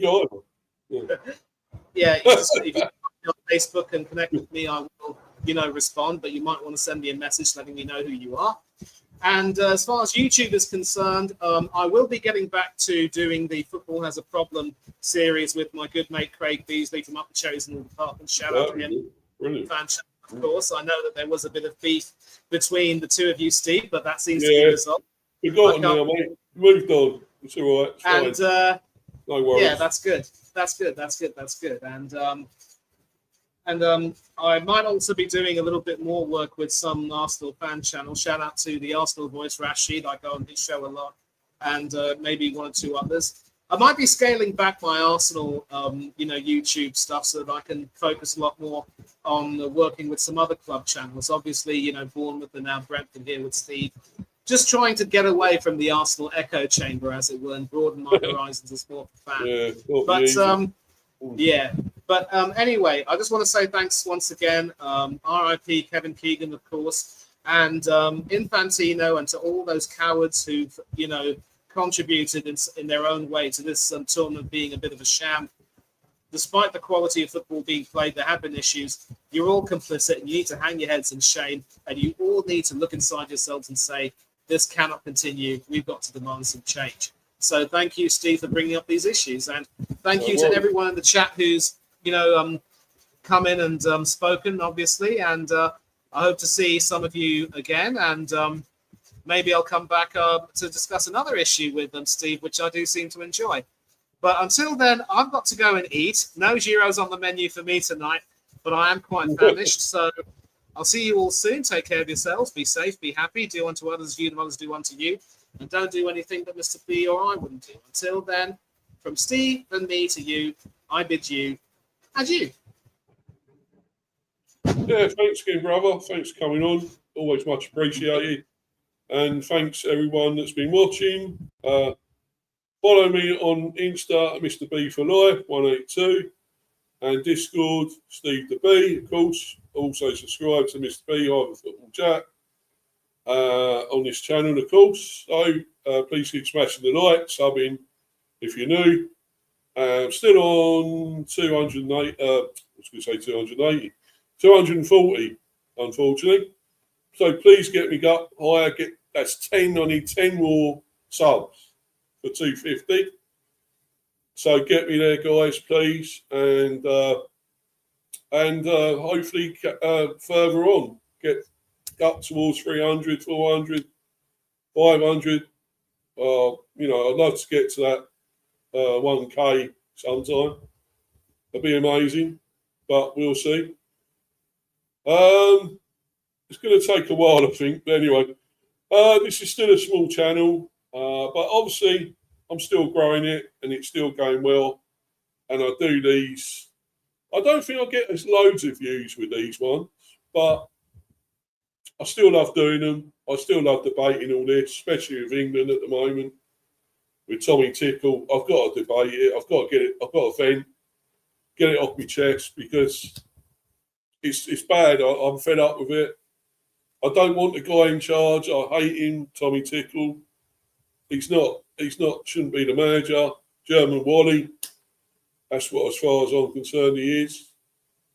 And we've got to get him out and get a proper manager, an English manager in again or whatever. You know, he's on too much money to be cocking it up for us, you know. And as I say, this is what we've been chatting about, me and Manny. Great debate. He's got so much knowledge on all this, of course, as well as all that with cricket as well. You know, it's great. It's been an amazing debate. Shame you got in here a bit late, Steph. You would have loved this. You would have probably left a few comments, a few questions about it all, or opinions. Yeah, Mr. Tickle sadly ain't going anywhere, buddy. Yeah, I know, unfortunately, buddy. That's true, my friend. But yeah, FBI need to investigate FIFA again. Yeah, they do. But even if they get bloody Infantino out, I bet they get another bloody dodgy one in. That's what Manny was saying. So I wouldn't be surprised. But yeah, it's not good though. But as I say, I don't get quite the views with this, and it's a shame really. But when I do the transfer streams, I seem to get loads more with that. I think the most I've had is nearly 400 odd views on there, one of them. But I do certainly get loads of views with them. So that's why I like doing them more, I suppose. But yeah, I do love doing these as well. I'll try and do a few more. Might have to try and do the cricket ones at some stage, and I know you like that, Steph. I think you're a cricket fan, aren't you? So yeah, might try and do one or two of those. Platini was at UEFA or FIFA.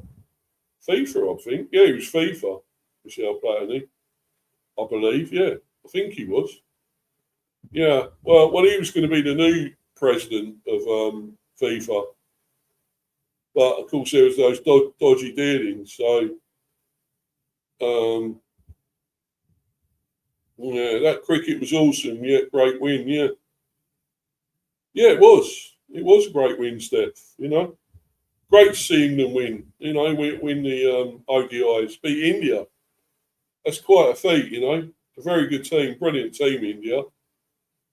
One of the top nations, of course. So it was difficult. Well, you think it was difficult, but I think we were done well. I think we were awesome, and you know, made 387. That was a hell of a lot. They done well. They got quite close to it, but thankfully we held out and we got the win. So and won that series. So brilliant, you know, 2-1.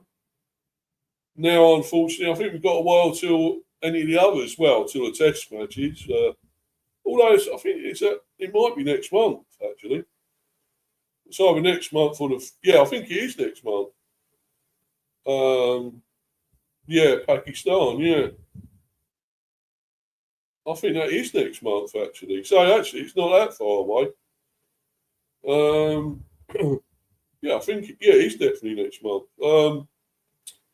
But anyway, we got other things to come. We got the 100 that's coming again, and obviously IPL and Big Bash and everything else. So yeah, there's plenty of cricket still, but not that much for England at the moment. Yeah, big up to you, Kyle. Is that Kyle? Yeah, football overseas. Big up, Mr. B. Long time, yeah. It is, mate. Yeah, very long time. Sure is, buddy. Hope you're well. Hope you're good. Yeah. You want to leave any comments? I'll give it a little bit longer while I've got people in the live chat. If anyone wants to leave any more comments or opinions or anything else or whatever, what they thought of the World Cup or what they think of FIFA or or anything really. Keep growing, you will one day make it there. Yeah. Cheers, Carl. Yeah. I hope there, bro. I hope so, bro. Yeah, I really do. Yeah. It's long way off at the moment, but I'm getting there. It's getting there, and I want to see my subs go up more now. But yeah, Gary Sobers and Kevin Keegan, legends of their respective sports. Very sad news on both. Yeah, of course it is. Yeah, I done a tribute on here earlier, Steph, for Kevin Keegan, So try and watch that back if you can. The tribute, really good. Yeah, as Kyle says, football overseas, smash the likes and subscribe to the man channel. He's great beast fan. Yeah, cheers. Yeah, I am. Yeah, and you're a great Man United fan. I think your channel's going pretty well still, isn't it? How many subs have you got now? You must have loads.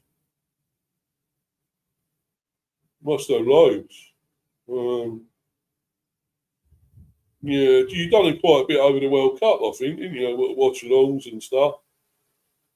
I seem to remember.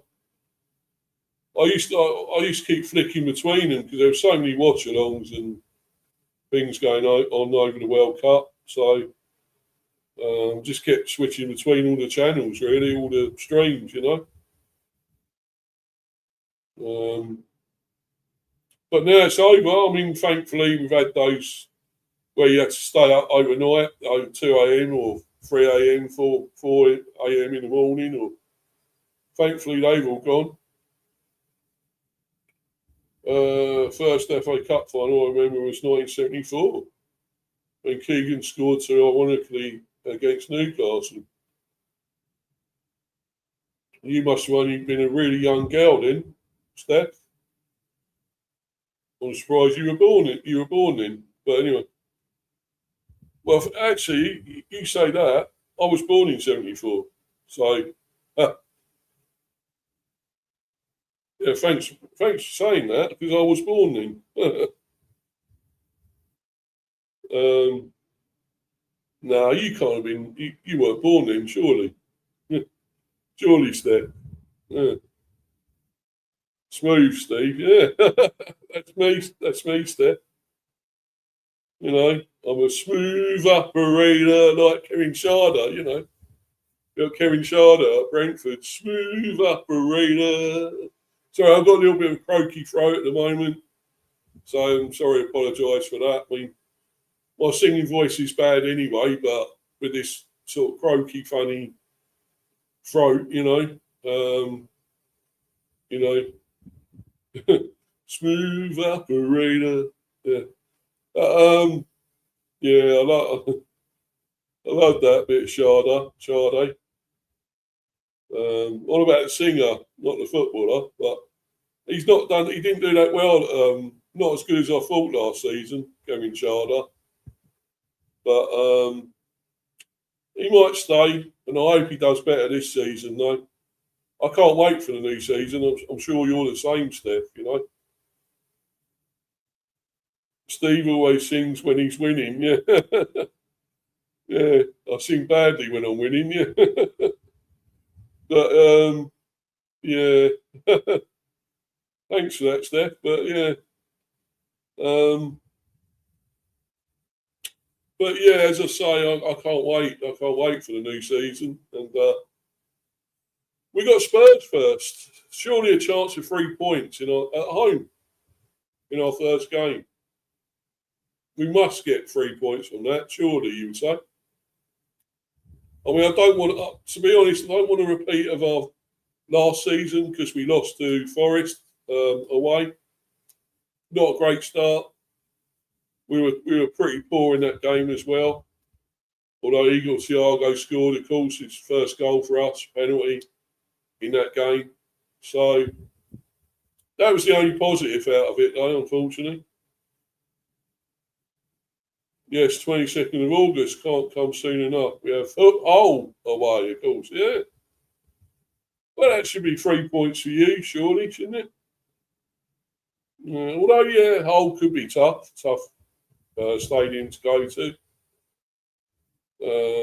What's it called? It's the what's that stadium called? They got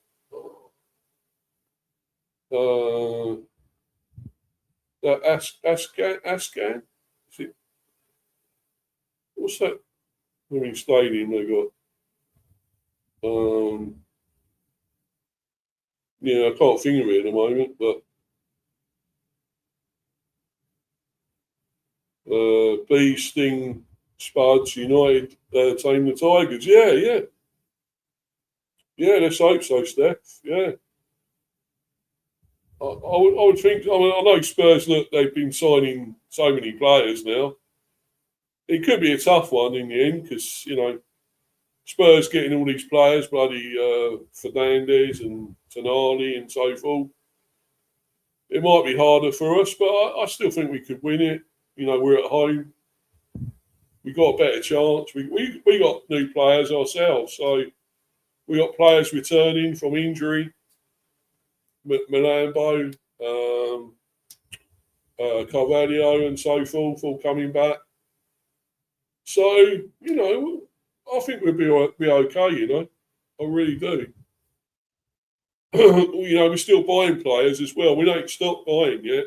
We're still going to carry on. So home advantage speeds will be okay. Yeah. Let's hope so. Yeah, we should. I might try and get tickets for that. I might do if I can. I mean, it's a little bit of a lottery now getting tickets for these games, but one I can usually get sometimes is the one behind the dugout, behind the home dugout, obviously with Keith Andrews and all that are there. About 65 quid. Fair amount of money, but it's good. I enjoy it. I love sitting there. I used to love that sitting there when Thomas Frank was manager. You could see him with his board, bringing the board out, making all that, doing all the formations and stuff. I used to love that. Seeing what he was doing because I thought he was incredible. It was a shame when he went. It was terrible, and I knew he was always going to go. I don't know why he went to Spurs, but that was a bad experience for him in the end. Terrible. I felt sorry for him. But yeah. But now we got, Keith Andrews is still pretty good. Not as good as Keith, as Thomas, but yeah, shout abuse at Andrews incoming then, buddy. Well, yeah, if he's doing badly, I will, Steph. Yeah. If he's doing shit, yeah, I will. But if he's doing well, I can't, can I? I've got to try and back him, really. 6 likes. Yeah, that's good. I just really, that's not bad, but I like to get the subs going up, really. So that would be great. Really want to get to 150. 250, I should say. Yeah, I want to do, get the milestone usually. My usual do a video when I get to the milestone. So let's see. Hopefully,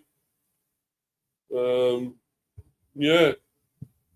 I wonder if anyone is missing the World Cup a little bit now with that. Is there a hangover or?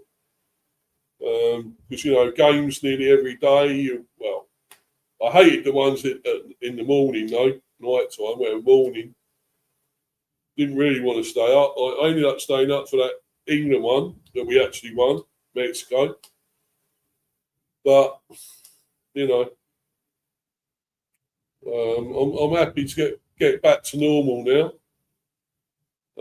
Thankfully, that's gone. That World Cup. Now we're back to normality with the league, the Premier, and all the other leagues, of course. So keep on buzzing, buddy. You will get there. Got to go there, no problem. Thanks, Steph, for being in here. Thanks once again. I'm going to go now myself, to be honest. Been on here 3 hours, 24 minutes, so. I'm definitely out of here as well, my friend. And thanks for everyone once again watching live on Payback. Thanks to Manny again earlier. Brilliant. He always is brilliant in coming on, sharing his opinions and everything. Anyway, I'm going to go, guys. I'm going to bounce. Thanks once again. I'm out of here. Cheers, guys. Thanks, guys. Bye.